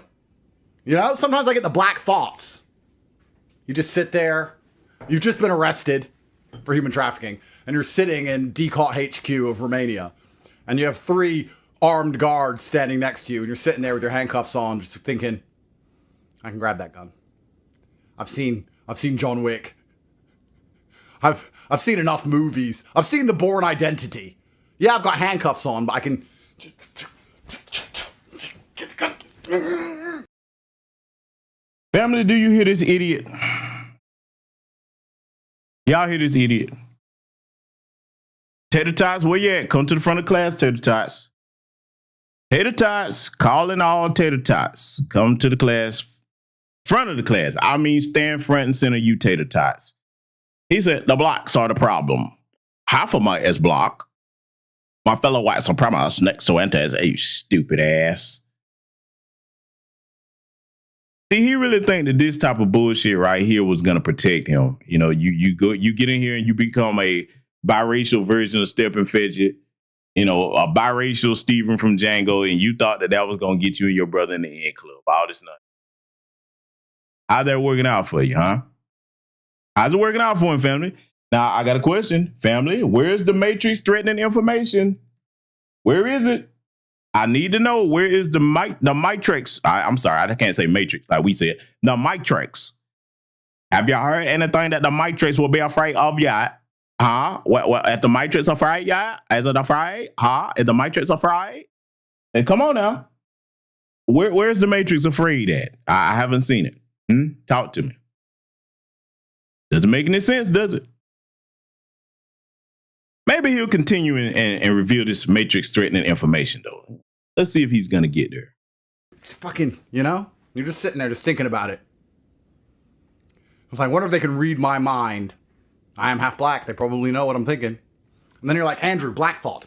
Don't do it. No, just go to court. Just go to court. Explain you're innocent. Just go to court. Like, ah, shit. It's a constant battle. Like Jekyll and Hyde. You know? That's how bad it's gotten with these fucking niggers. So, oh my. That's how bad it got when they fucking niggers.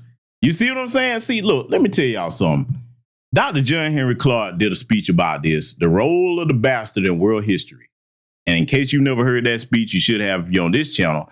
What Dr. Clark was talking about was any time that any continental African or melanated person goes and procreates, particularly with white persuaded people, that they produce this, a tragic mulatto.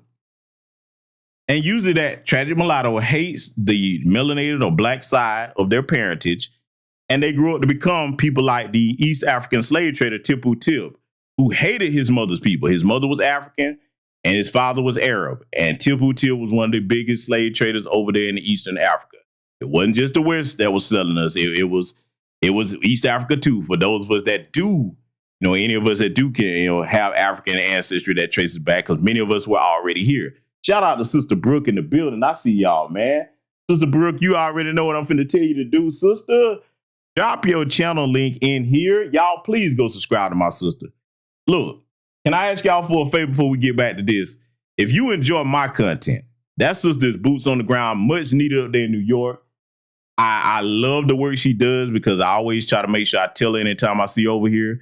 She is a positive inspiration for young black girls of our lineage and outside of it. Brooke's channel should be as large as this one, okay? If y'all rocking with me, man, don't take my word for it, man. Y'all go and subscribe to Sister Brooke in the chat room. Yeah, Sister Brooke, drop your link in here, man. There you go. That's what. Put it in there a couple more times. Put it in about 3 times, sister. And look, by the end of this broadcast, family, if any of y'all rock with what I'm talking about, I want all of y'all to go over there and subscribe to my sister, man. All right? And keep holding up, you know what I'm saying, the line down there in New York. You and President Divine, man. Shout out to y'all. For those of you that don't know, she represented us very well on the Daily Wrap-Up crew. Oh, yes, our sister was standing on straight lineage business. And I'm so glad that they had the grassroots on there to respond to that camel-faced Haitian heifer. Well done, Sister Brooke. We thank you for that. And, keep holding the line. We're going to keep supporting you. So, put your channel there about 3 times, man. I want y'all to come on, man. Fact of business, put your channel there through the duration of the broadcast. We got to get them subs up, man. That sister's doing a lot of good work. You know what I'm saying? I don't want you to take my word for it. Go and see for yourself if you're not familiar with that sister. That's a real grassroots activist right there. We don't have a lot of women doing that type of work out here. We need more. So we got to show the ones that willing to stand up that we're going to support them. Okay? So now back to Tate right here. See, this is their one payoff. They think that if they get in front of a microphone or in public or around a bunch of white folks like Myron Gaines, and by the way, this is one of Myron Gaines' buddies, by the way, okay, in case y'all didn't know, and use that word, the niggers. See, I'm talking about my black side, niggers. You thought that was gonna help you, didn't you, Tate? Well, we saw how you look when they put them cuffs on your stupid ass. See, you can talk about us all you want.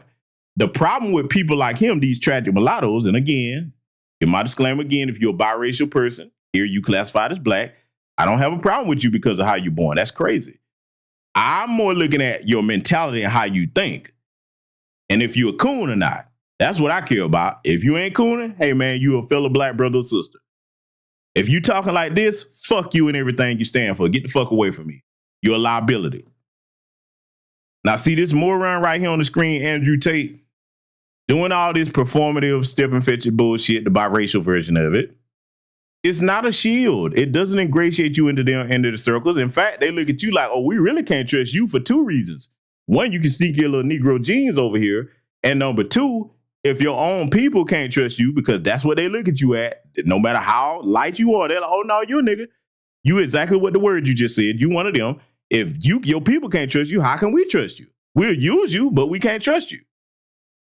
That simple lesson is something these idiots never figure out until it's too late. They don't get it. They don't get it, family.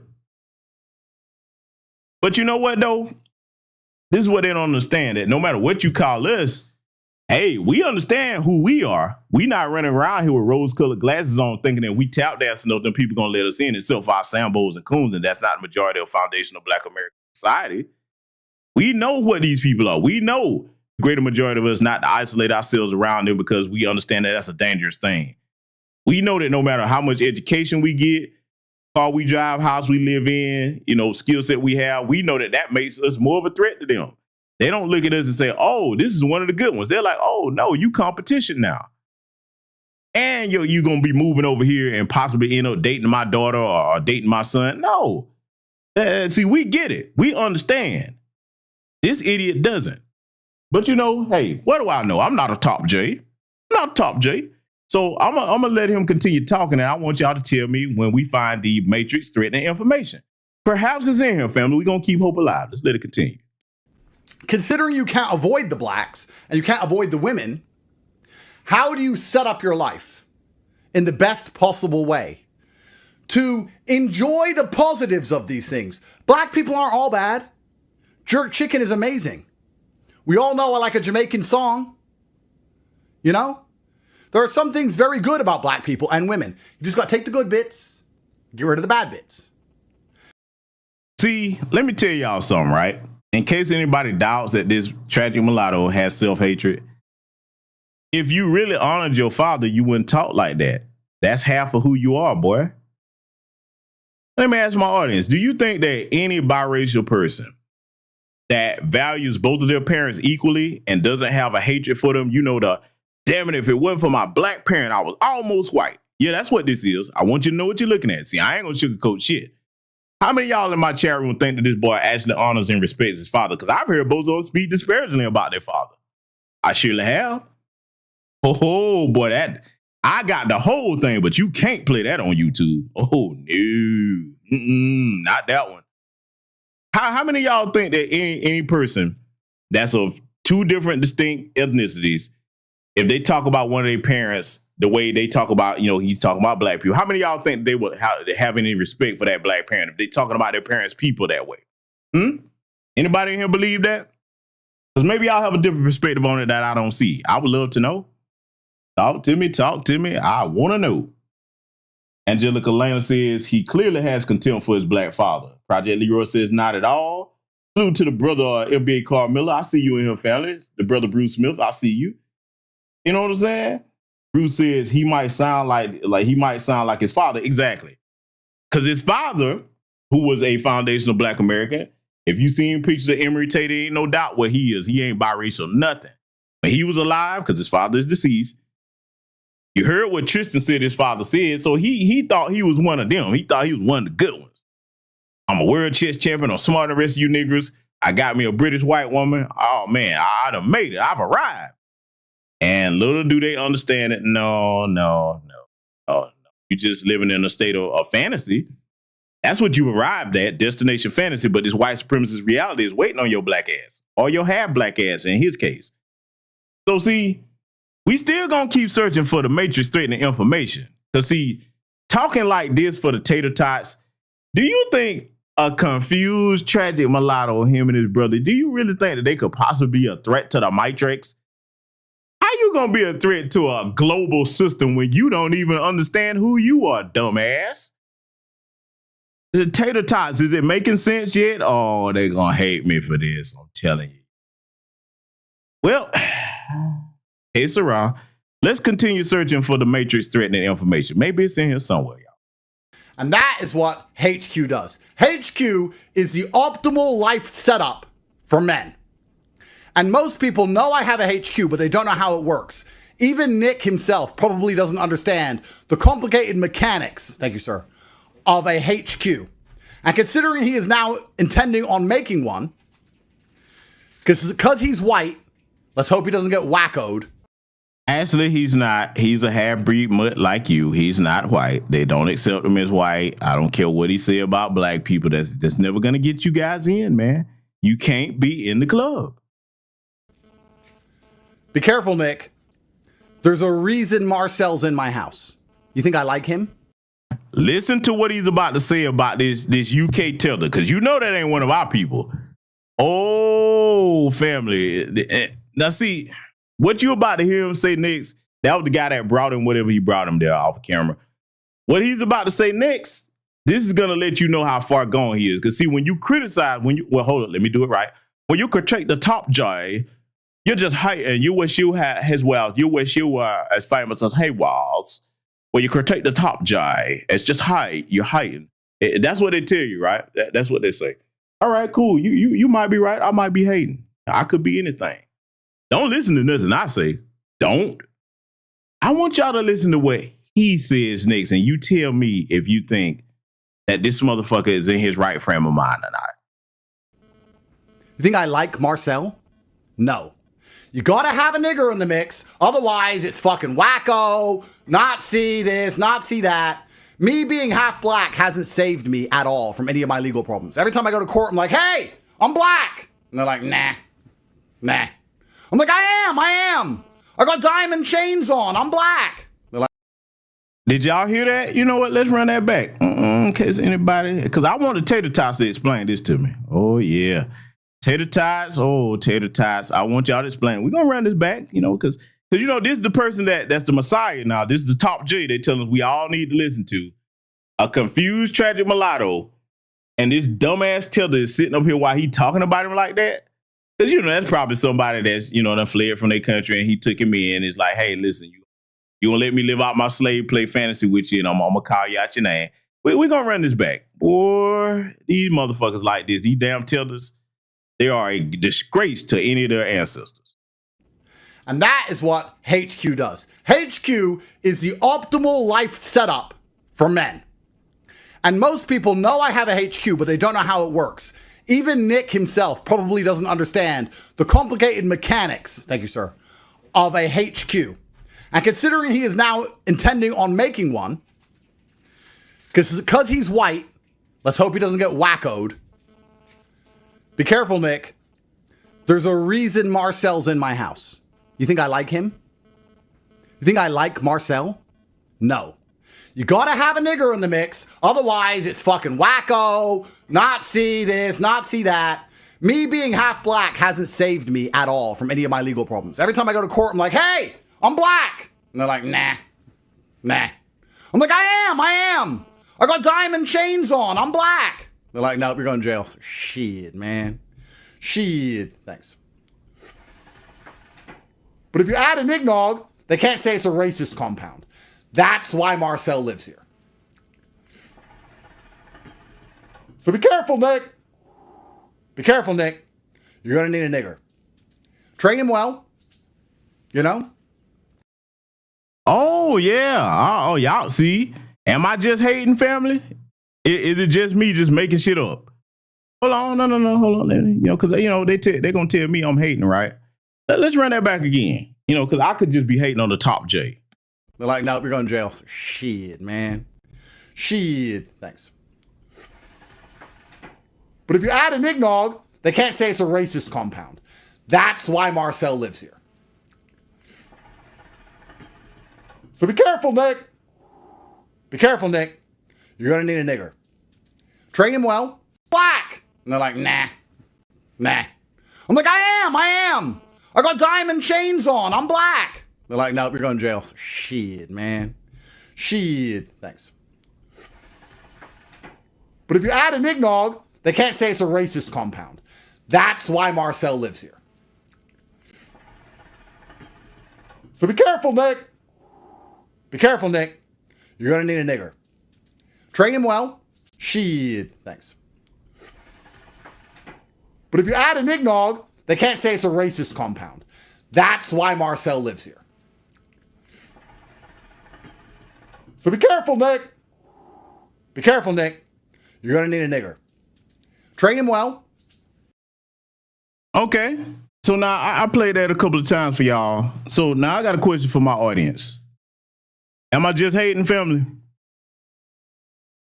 I'm asking. I want to know, chat room, am I just hating? Am I just making it up? Am I saying this because I'm jealous of his wealth? Am I saying this because I want to be a top J? Am I saying this because I want to drive a Bugatti? Am I saying this for any of those reasons? Am I making it up? Does that have anything to do with what he just said? You heard him. You're gonna need a nigger, Nick. A nick-nog. Train him well. Am I just hating? Huh? Tater tots, where you at? See, y'all know that I tell you when something come across my desk and I have to get on something, you may not like what I say, but you're not gonna be able to call me a liar. I don't do that. I don't do things for clicks and views. I don't give a shit about popularity subscribers. This channel is built off educating people and telling the truth. Now, you heard that this boy and his brother are biracial, right? Father was a foundational Black American chess player. Emory Tate was his name. But he grew up talking about, where you think he got this from, huh? You know that can't, cause man, I don't know nothing about his mother, but this is telling you everything you need to know. Them white folks that raised these little motherfuckers here, you're gonna need a nigga training well? Really? This is who they look up to, though. This is the person they telling us we supposed to, he's just a paragon of virtue and wisdom, and you want to pattern your life after him. And this dumbass Tilda sitting up here being basically a manservant, ain't no telling what else to him. I'm hating, though. Okay. All right. We're going to keep searching for the Matrix threatening information because I still hadn't seen it. Now, I hadn't heard y'all say you seen it, so stop me when y'all find the Matrix threatening information. Let's get back to it. You know? Maybe to pay the bills, you know, to help cover it, because you're about to see that HQ setup's very expensive. You can grow cotton out the back. Keeps him busy, earns you a little bit on the side, you know? It grows for free. A few seeds, grows for free. I mean, obviously the harvesting is supposed to cost money, but he needs something to do. Guys, let me tell you how much. All right.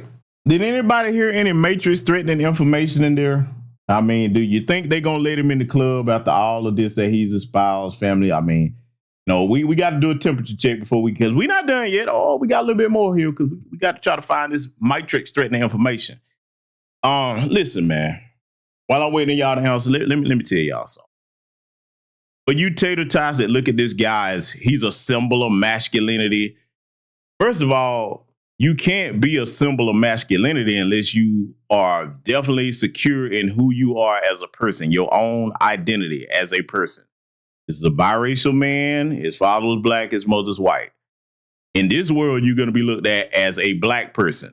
You're definitely not going to be looked. There's no country that him and his brother go, oh, these are fellow white people. Nowhere. Not Europe, not America. Nowhere. You're not going nowhere. Now, the only place you would be considered white at would be amongst Caribbean and African nations, because you know how they were crying when the damn queen died. Oh, Lord. Oh, no. Oh, God. Not the hideous atrocity that colonized and brutalized half the planet and enslaved our few. No, why would she need to die? And we sick about take me. That's what they were doing. We seen that bullshit. Y'all remember that? I was one of the first people to show y'all that shit. Rolling around and crying because your damn colonizer gonna see. When you've been conditioned to that point to cry when your oppressor died, we can't do nothing with that. For those that think that way, what the fuck you gonna do with somebody that's that mentally defeated, where if the source of your oppression dies, and you would be thinking, okay, this is a chance for me to have my freedom, but you mourning? If they had a way, they would go and resurrect that old bitch. Yeah, I said it. May she rest in peace forever. So now you can't be a symbol of masculinity if you're not at peace with who you are as a man. You conflicted. You can't lead anything. I don't give a fuck what he talking about. How you gonna lead anything when you this damn conflicted about your own origins? In other words, let me spell it out for the tater tots. I know my audience gets it. Family, is that a sign of a mentally stable mind? How you gonna be comfortable following somebody that talking like that when they are part black themselves? You gotta grow some cotton, give them something to do, all that old bullshit. Yeah, okay. This is what we're supposed to be listening to, right? You think the Matrix is threatened by confusion? Last time I checked, the Matrix is threatened by people that have their wits about them and can marshal large groups of people simply by speaking to enact change in whatever government or society they're in. You want to know who was more of a threat to the Matrix than this goofball and his brother? See, we're finna get real now. We finna talk this talk over for you tater tots. I'm going to tell you who was a threat to the Matrix. Our brother Fred Hampton, who they murdered in his bed next to his pregnant wife when he was 21 years old. There's who was a threat to your goddamn Matrix right there. That's who was a threat to your Matrix. Dr. Martin Luther King, Malcolm X, Francis Chris Wilson, Dr. Francis Chris Wilson, Dr. Neely Fuller Jr., Dr. John Henry Clark, Dr. Yosef Ben-Yochanan. Was he FBA? No, but that man was a router. The Minister Louis Farrakhan. There's who a threat to your Matrix. The names of Dr. Claude Anderson. Sister Shahrazad Ali. Do I need to keep going? Do I? Medgar Evers. Nat Turner. John Horace. Ida B. Wells. Come on now. We can do this roll call all night long. Those are people that are a threat to the Matrix. And none of them people, notice what none of them people that I name have in common with the men and women, FBA or non-FBA. Dr. Khalid Muhammad. How could I forget him? Chancellor Williams. Do I need to keep on going? None of them people I named, they did not have any self-hatred for their people. They did not operate in a state of confusion. They operated wherever they went in a state to elevate the conscious minds of black people to what we're capable of, our history, our intelligence, and what we can do when we all on code. There's your threat to the Matrix right there. I'll tell you what else is a threat to the Matrix. Little black children. Because that's the future of our people. That's your threat to the Matrix right there. Not this idiot running around here with this tragic mulatto complex, always trying to ingratiate yourself with them. But they think that, they really think that N word is a ticket in, boy. They're like, if I just say that, I'm getting in. Yes, Fannie Lou Hamer, come on now. Yeah. They think that they took it in, man. Matrix. So, you know, we're going to play this and see if we can find this Matrix threatening information, because I ain't seen none of y'all find it yet. I want y'all to let me know when you see him say something that the Matrix would consider a threat. Let's try this right here. Maybe he's going to tell us right here. Misogyny's done. Take it from the OG. If a woman says something stupid and you reply to it, she wins. Because she only knows how to say stupid things. She doesn't know how to say anything else. So to her, you correcting her, that's called a conversation. And when you conversate with somebody, they are to some degree your equal. True misogyny is done this way. A woman states an opinion. It didn't even happen. It didn't even enter my world. It didn't even happen. I'm at the level now where they say, hey, Andrew, did you hear what this woman said?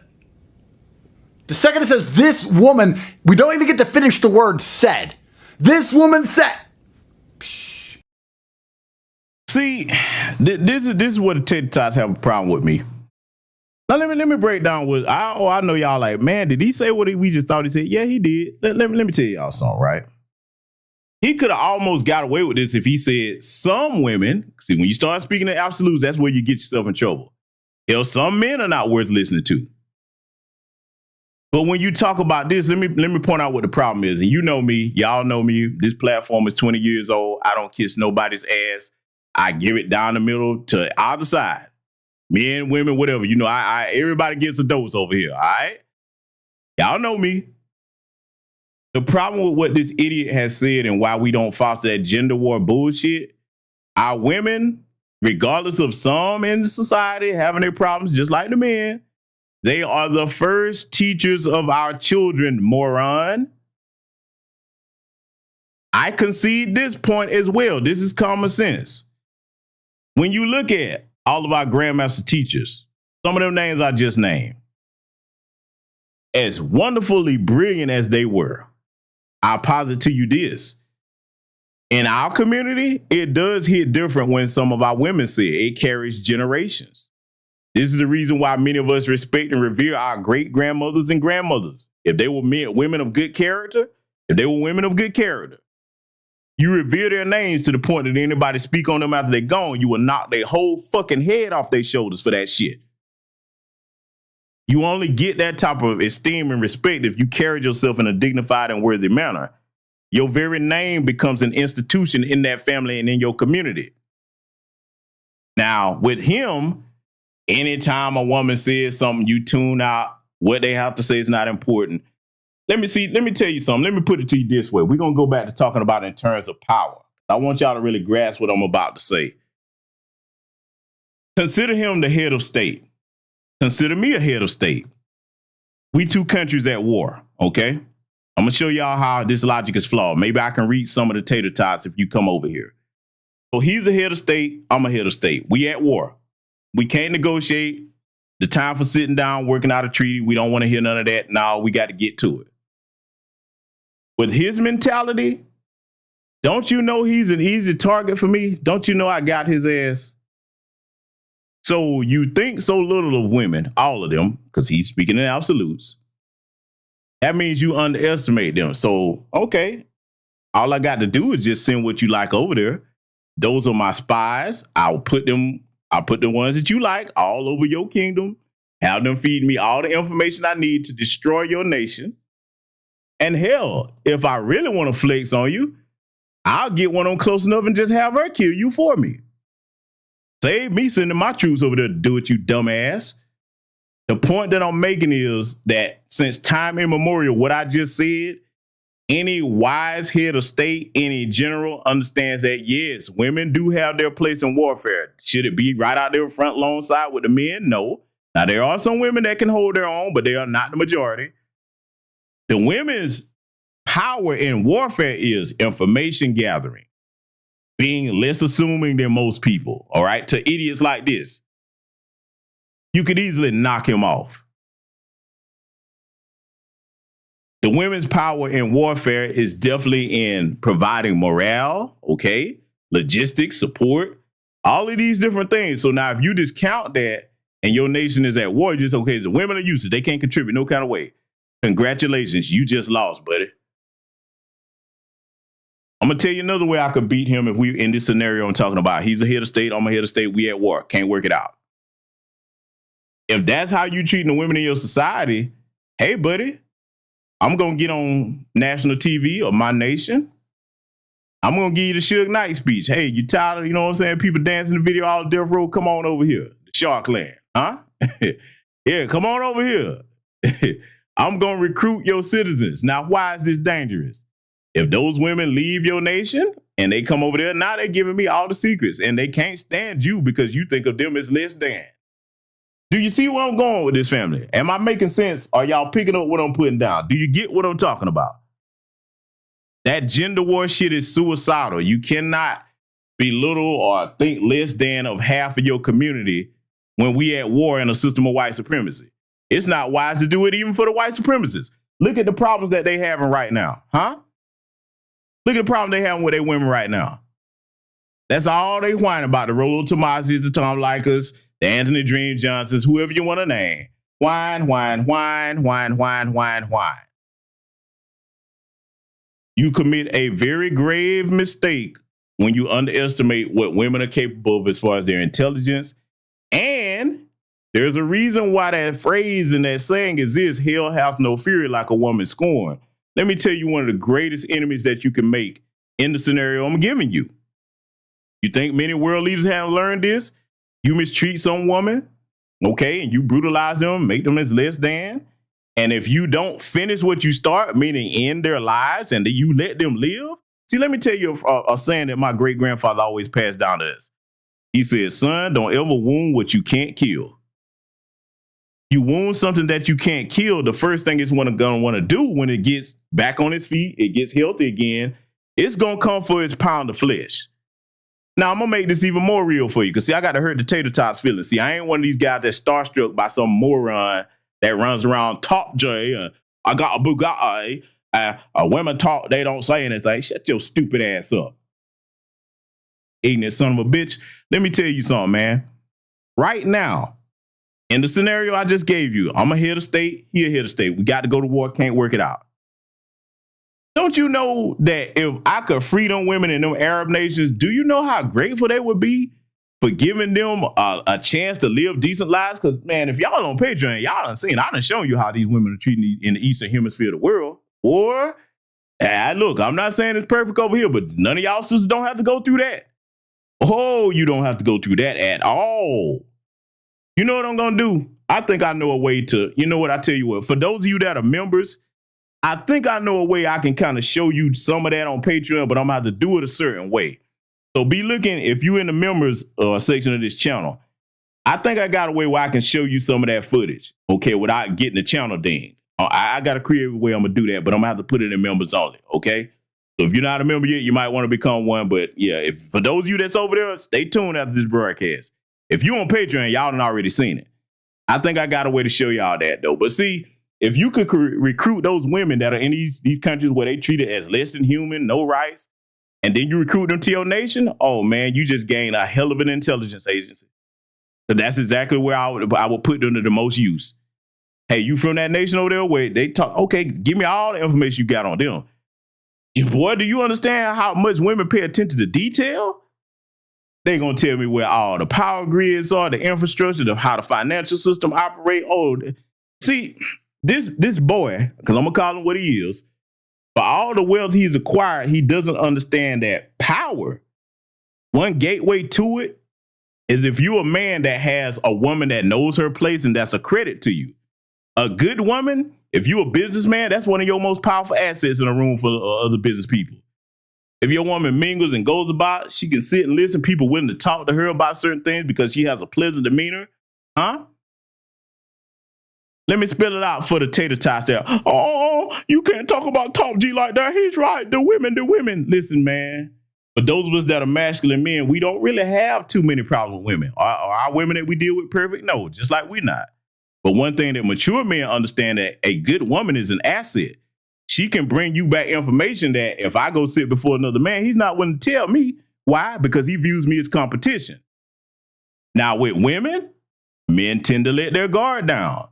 You see what I'm saying? See, this is a grown man talking over here. Right? This ain't no starstruck fanboy. I deal in the real world, all right? The actual real world where I understand the importance of the women in community that are, you know, decent women that have sense. We're not talking about the dusty chicks that's got issues and problems. We're talking about decent women, okay? But see, according to him, though, you ain't never supposed to listen to nothing a woman says. Well, you know. And you think the Matrix is threatened by this? Oh, shit. Boy, you tater tots are hilarious, man. But, you know, I said too much. I'm hating, right? Let's see if we can find this this Matrix threatening information with the last of this here. I'm going to let him get back to running his mouth, y'all. So, women, if you in here, we ain't supposed to never listen to y'all now, okay? According to the top J, okay? Yeah, we might need to go get pink gloves on his ass again. Let's let it continue. Peace and tranquility. Waves on a beach. I don't care what. Hey, did you hear the opinion of? Nothing women think, if they think at all. Nothing a woman has ever thought of is of consideration to me. Wow. You see why in that scenario I just gave y'all where he would be the gift that keeps on giving? Boy, you could conquer his nation in the span of 24 to 72 hours, man. So nothing a woman thinks of is important. They don't ever have anything contribute. So explain all the brilliant women mathematicians and scientists that have contributed to inventions around the world, but definitely in foundational Black America. Huh? Do you know how many of these women have created complex telemetry that allow us to go up into space and things of that nature? Security systems, refining things that were already there to say, you know what, let me take a different look at this. Yeah, I can improve this or that. Come on, man. Do I need to go there? I've given this history lesson many times on my channel. Y'all already know. But according to him, no, none of that matters. So just exclude all your scientists, all your engineers, and just never mind none of that shit. They ain't got nothing important to think. Boy, we could all only hope for an enemy this stupid.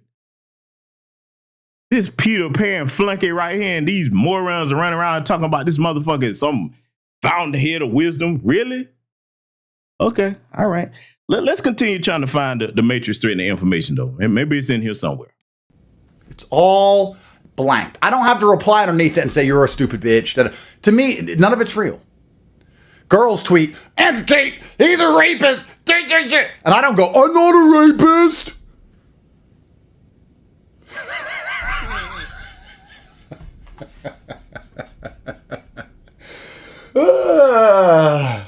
Shit, man, shit. Anyway, I don't say I'm not a rapist. I'm just like, what women think doesn't matter. You live with a woman. Okay, so women, what you think don't matter according to the Tate. All right, cool, bet, got it. To those of us that are men that, you know, have experience with women and are well-traveled and understand how the world really works by way of life experience, we know that's one of the dumbest statements you could ever make. Again, not all women fit into the criteria of people that you should listen to, just like all men don't. But to have that type of flippant, dismissive attitude, okay, buddy, you are completely discounting one of the most important proponents of the community because, hell, this is who's raising the children. See, think about what he just said. If what they think doesn't matter, then who you gonna trust to raise the kids? Oh, that's too much like right. Oh, I'm killing the tater tots. I know they hate this. He ain't done, though. He got more to tell us about the women because he knows so much about women. Think about it. He knows so much about women, but he don't understand how to deal with them where he not getting all these false allegations or true allegations. It could be a combination of both. He doesn't know how to move around them where you don't have 38 charges waiting on your stupid ass in the UK to the point that if you don't beat them, you in prison for the rest of your life. Oh, but he got so much understanding on female nature, the top J. Yeah, okay. All right. So let's see if we can find the rest of this Matrix threatening information. He ain't done yet, y'all. Let's see what he got to say. You're going to catch her taking a shit. Is that the life you want to live? Is that the person you want to be? Oh, Project Leroy just said one of the most important comments of the night. He said the women will show Andrew better than they can tell him. Good luck getting women to testify on his behalf. Exactly. Oh, exactly. See, I bet you, oh boy, talking about how much women don't matter. Let's just say with Project Leroy's statement, very important statement there. But let's just say if some women was going to testify on his behalf, what they have to say be important then them speaking in your favor, Andrew? Oh, but according to you know, we should tell the women, you can't do that. He said that everything you say, think about if the court actually did that, y'all. You know we got to poke fun at this dumb shit. Think about if some women, they had about 15 or 20 women willing to testify on his behalf. Oh, these are statements are false. These charges are false. He didn't do this. He's a paragon of virtue. He's a philanthropist. He's helped save little kids from trees and heal, sick children. They were ready to testify. They were ready to turn him into the second coming of Christ. And the court said, wait a minute.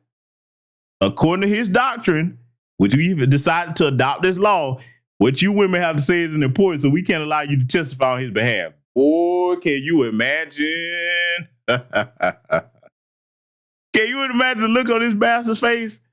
Hey, wait a minute. No, Top J, you were right. The women don't have nothing important to say. They can't testify on your behalf, Top J. Yeah. Okay. Boy, can you imagine the divine irony behind that shit? Let's let it continue.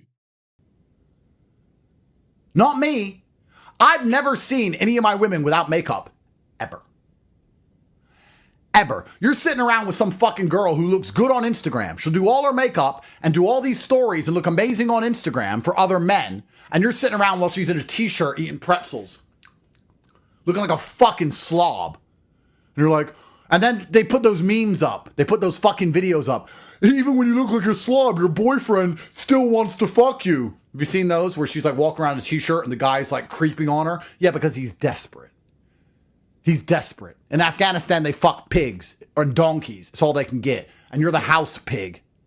And his willy's hard.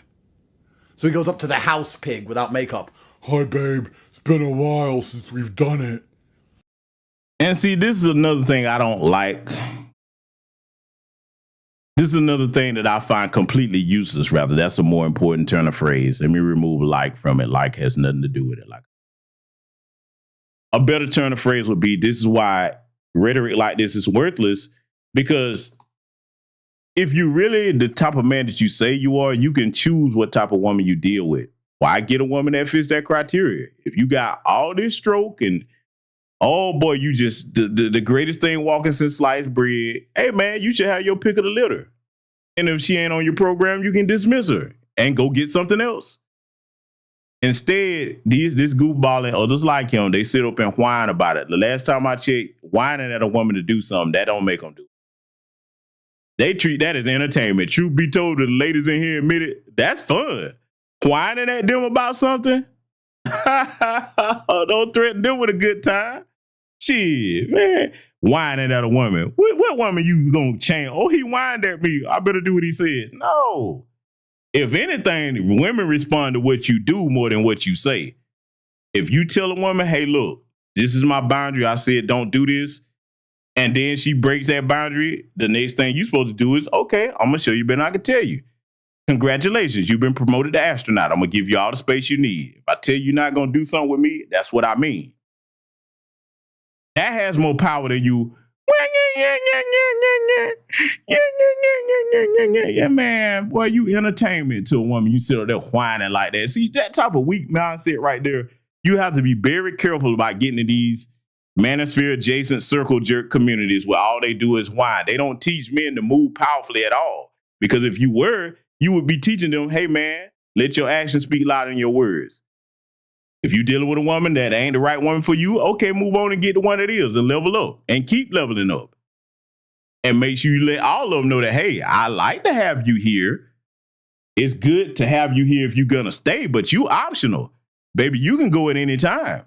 Now, you can stay here and help build up what we're doing and be a part of this and be a part of the legacy I'm going to leave behind, or you can jump ship and go wherever you're going to go and find who's for you.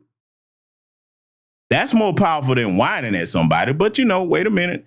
I could be hating. Let's see if the Matrix and the Matrix threatening information is going to pop up. Because, boy, saying this, y'all, we ain't never heard nobody say this before. Ooh, oh, they got to get him now. Ooh. Yeah, let's see if he gonna get deeper with the matrix threatening information. I've got a headache. What the fuck is this? Kill yourself. I say to my women, come over. She says, I have to do my makeup. See you in an hour then. My bitches turn up in heels. They turn up with their makeup done, hair done, looking perfect, head to toe. They all look fucking great all the time. Never seen them look ugly, ever. They're all sitting around my house, lounging around looking like shit, ever. All fucking on point, all baddies, all. Wow. Boy, that's quite the soliloquy he just went on right there. So all the women he deal with, oh, they on point, looking great, blah, blah, blah. Okay, great. Fine. You see, again, this is where I have to dissect that Peter Pan logic. Let me tell you something about me. I can't speak for nobody else, but I'm going to tell you about me.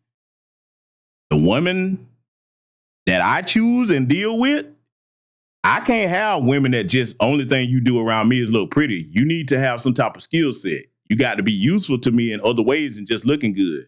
Looking good, that's for you. I enjoy the looks that you have. But what skill do you have? What intelligence level do you have? What ability do you have to watch my six and point out something that I didn't see that could be detrimental to both of our situations?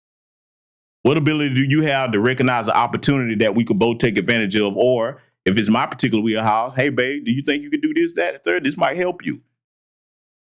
A good woman is always trying to think about building up and adding to what her man has because she knows that's going to benefit the entire household.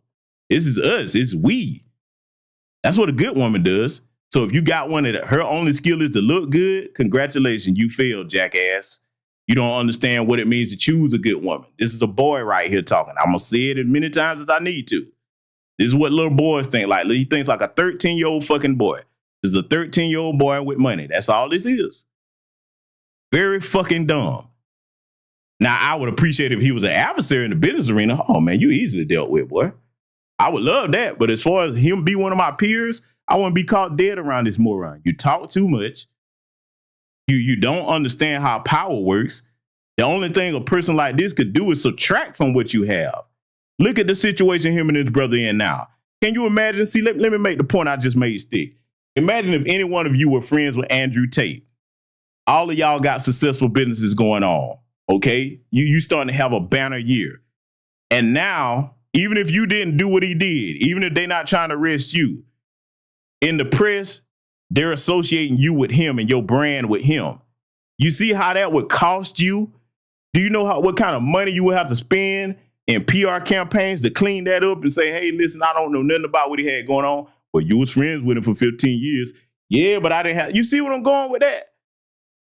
A moron like this is a walking liability. No matter how much money they have, they can only subtract from what you have. And I posit to all of my people, you better learn to distance yourself from liabilities. A liability can only cost you. They can't add to nothing. The only thing they can add to you is what destroys anything worthwhile that you work hard building. If you caught up in a cult of personality, you're never going to understand that. You're never going to understand that. The next point I'm going to make about why he ranting and raving about how good the women look. Great. As men, we done seen one. We've seen them all. By the time you get to a certain age, that's not really supposed to impress you like that. It's really not. You should be looking more at the criteria I stated earlier. But since these women look so good, well, Andrew, where's the woman or women to help you out now? Where's the woman or women that when you and your brother started the cam business that got y'all in? Because that's where all this trouble started from, these charges with the women. Where was the woman that had the sense to say, hey, you know what? Let's run the cam business this way. Look, this right here, this could get you in some legal trouble here. Yeah, but let's get ahead of this before this happens. Where's the wise counsel amongst the women that could have pointed you and your brother in the right direction so you wouldn't have these problems? Oh, I shouldn't have said that though, huh? Am I hating though? Is that hating, family? Did that sound like hating to y'all? Oh, because, I could be hating for saying these things, right? Tater tots, talk to me. Is that hate? Huh? Yeah. Let's find the rest of the matrix threatening information. Perhaps it's coming. If they have to go do their beauty treatments and shit, do it at your house. Not my house. You live with a woman, there's too much familiarity. She'll fall out in love with you, you'll fall out in love with her. You're sitting there with these fucking brat-ass kids. People have seen the videos of my son training. And I click, and he squat, jab, cross, click, and he obeys me. And they're like, oh, I wish my son would obey. Your son doesn't obey because you're there all the time. These Christian dads are like, you need to be with your kids all the time. Your kids look at you like the fucking pussy you are. So they don't respect you. When a son goes over to Batman's house and dad, Batman, is with 10 other fucking Batman-esque niggers and he starts saying train, the son is like, yes, sir. You gotta get your shit straight. You can't be living with a fucking chick one-on-one with this fucking crap.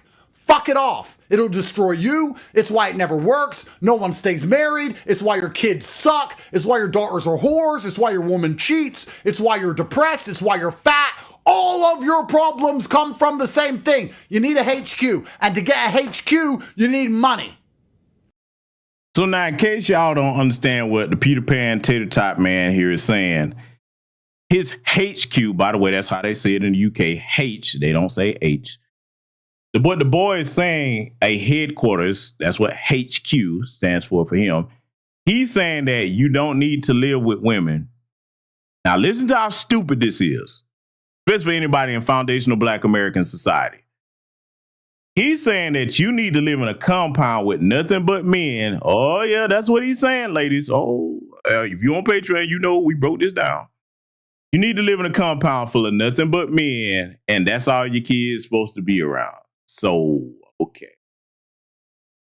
What that communicates to me with what he's talking about, he thinks that, you know, if you're in a one-on-one living situation with your wife or whatever, that makes you weak. No, the last time I checked was if you're a weak man, you get weak results. A strong man is in control of his household. His woman respects him. His children respects him. And he knows how to get that household in order if it ever starts to go out of order based off his respect. He doesn't choose a woman that's not going to provide that. But in his mind, well, let me tell you what this is. I got to keep cutting the tater tots, okay? I got to season and cook the tater tots. What he's saying is, I don't have the traditional masculine skills to get a woman or women to fall in line with me because they respect me enough to do what I need them to do so I can raise my children in a complete family structure. No, I'm going to take the easy and the potentially gay way out and live with a bunch of men. No women, that's the easier way for me to do that. Family, I don't know about y'all, but I can't be around a bunch of hard legs 24/7. At some point during the course of the day, I need to be where my woman is, okay? Are there times when it should be where the fellas get together to get something done? Sure, there are. But after that, all right, fellas, good job, mission accomplished. I'll see you next go around. I'm going where my woman is.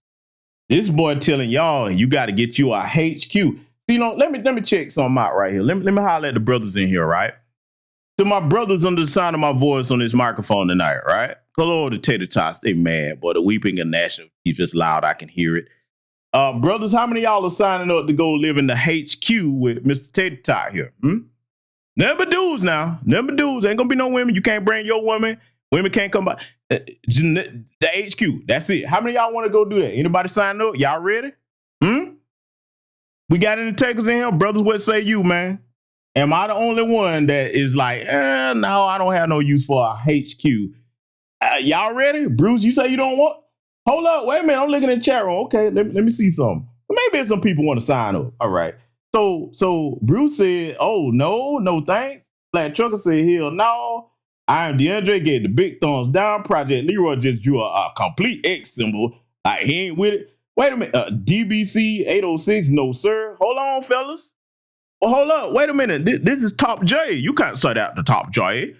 You're just not masculine enough. That's what it is. You're not listening to the Top J. You're never going to be like the Top J. You know, because apparently, what does Top G stand for? Do it stand for Top G string? Huh? What does Top G stand? I'm just saying, what does this G stand for? Does it stand for Top G spot? Like, what the fuck do Top G stand for now? I need to know. And are you a top or a bottom? Because, nigga, Last time I checked, you want to be grouped up in a compound with nothing but men, nigga? This is what you gonna teach your sons? Don't be surprised if his tape drop next. I mean, we seen Roland Martin. We seen what Roland got going. Well, I ain't see it. We've heard. I hope none of y'all have seen it. We've heard what Roland Martin has going on. Is your tape next, Andrew? Huh? Do you have some Glitter Boy Gillum secrets that you hiding? Because you in a compound, nothing but men. What's going on, man? So let me ask you something, right? Let's really break this down. So you in the HQ, like he call it. You in the HQ. What happens when you want some female company and you're around nothing but men? What you gonna do? Now the rules of the HQ, you can't have no women over there now. Just you and the fellas. What do you do? Do a bunch of them go and get, some Diddy brand baby oil and sit off in corners whacking off, or do they just decide to take it to the next step and throw some Barry White on and start looking at it? I'm just saying, I'm asking questions because I don't understand this. I really don't. Hey man. Project Leroy said he gonna be on the bottom bunk soon. Yeah, he gonna be on something. Oh yeah. Hey, look. Project Leroy, do you think him and his brother, because see, that would be considered pretty boys in there.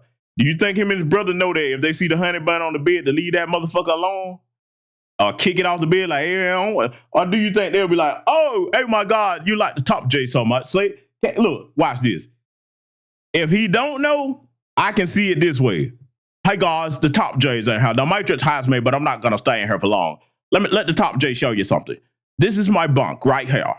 Now, they love the top J so much that before I even got here, they're thinking about fading the top J. There's some honey buns and snacks on my bed. I'm gonna sit here. It's not so bad. You can enjoy your snacks. And they respect the top G. So he do his live stream. Can you imagine? He sitting there tearing those snacks up, bragging about how much respect the top G got. And all of a sudden, they send in the booty warrior. I like you and I want you. Oh, top G. All of a sudden, the live stream goes dark, but you can still hear the sounds. Hey, what are you doing, Mike? Why are you taking off your pants? What? I owe you for eating your food. I thought you gave this to me. What? You're going to give me something else? Help! Let the top J out. Help! Let the top J out. You see what I'm saying? Come on, man. Come on, man. No. I'm just saying, bro. Hey, you in a compound full of nothing but men. Boy, you lost your goddamn mind. Yeah, let's let it continue. We finna wrap this shit up, y'all. Maybe we'll find in the last few minutes of this the Matrix threatening information. And to get money, I'm going to help you. So there it is. That's all we got for you with the top J and his brother Tristan here. So now I want you to take a good look at this photo, okay? These clean cut, you know what I'm saying, well-dressed, wealthy individuals. Do y'all think they gonna survive in a prison for years? We ain't talking about just going now, because if they get convicted, they gonna do football numbers. You really think these motherfuckers built to survive in a prison? These little wet bread looking motherfuckers right here, man? Or do you think the scenario that I gave y'all earlier about him, taking the snacks off the bed and then not realizing that if you take that, you got to take something else? They might even send the diddle over there. Yeah, take that. Oh yeah, boy, you going, boy?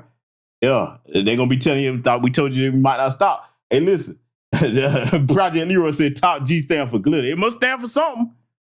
Yeah, must stand for something. Boy, yeah, so anyway. Did y'all see any Matrix threatening information in here tonight? Did y'all see that? I just need to know. Did you see any Matrix threatening information? Or basically, is this gonna leave an impression on it? Let's play this. Is this gonna leave an impression? The arrest footage that we saw, is that the more relevant thing that's gonna leave an impression? Because don't look like I've seen no Matrix threatening information, but that's just me. What say you? Did anybody find it? Could anybody see the Matrix threatening information where it's like, if he keeps saying this, boy, we got to take him out of here, huh?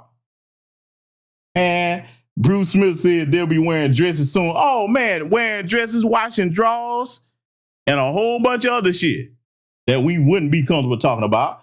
Project Leroy said they should have talked to Jenna Somali during 6 months of South Korean prison. You know what I'm saying? Oh, and you already know he going through it right now. Because over there, from what I understand, if you file an appeal, that don't mean they get to let you out. They add to your sentence, and it could take up to a year or so. Yeah, old funny Jenny, he gonna be washing drawers in South Korean prison too. Okay, listen, man, I think I made my point over here tonight.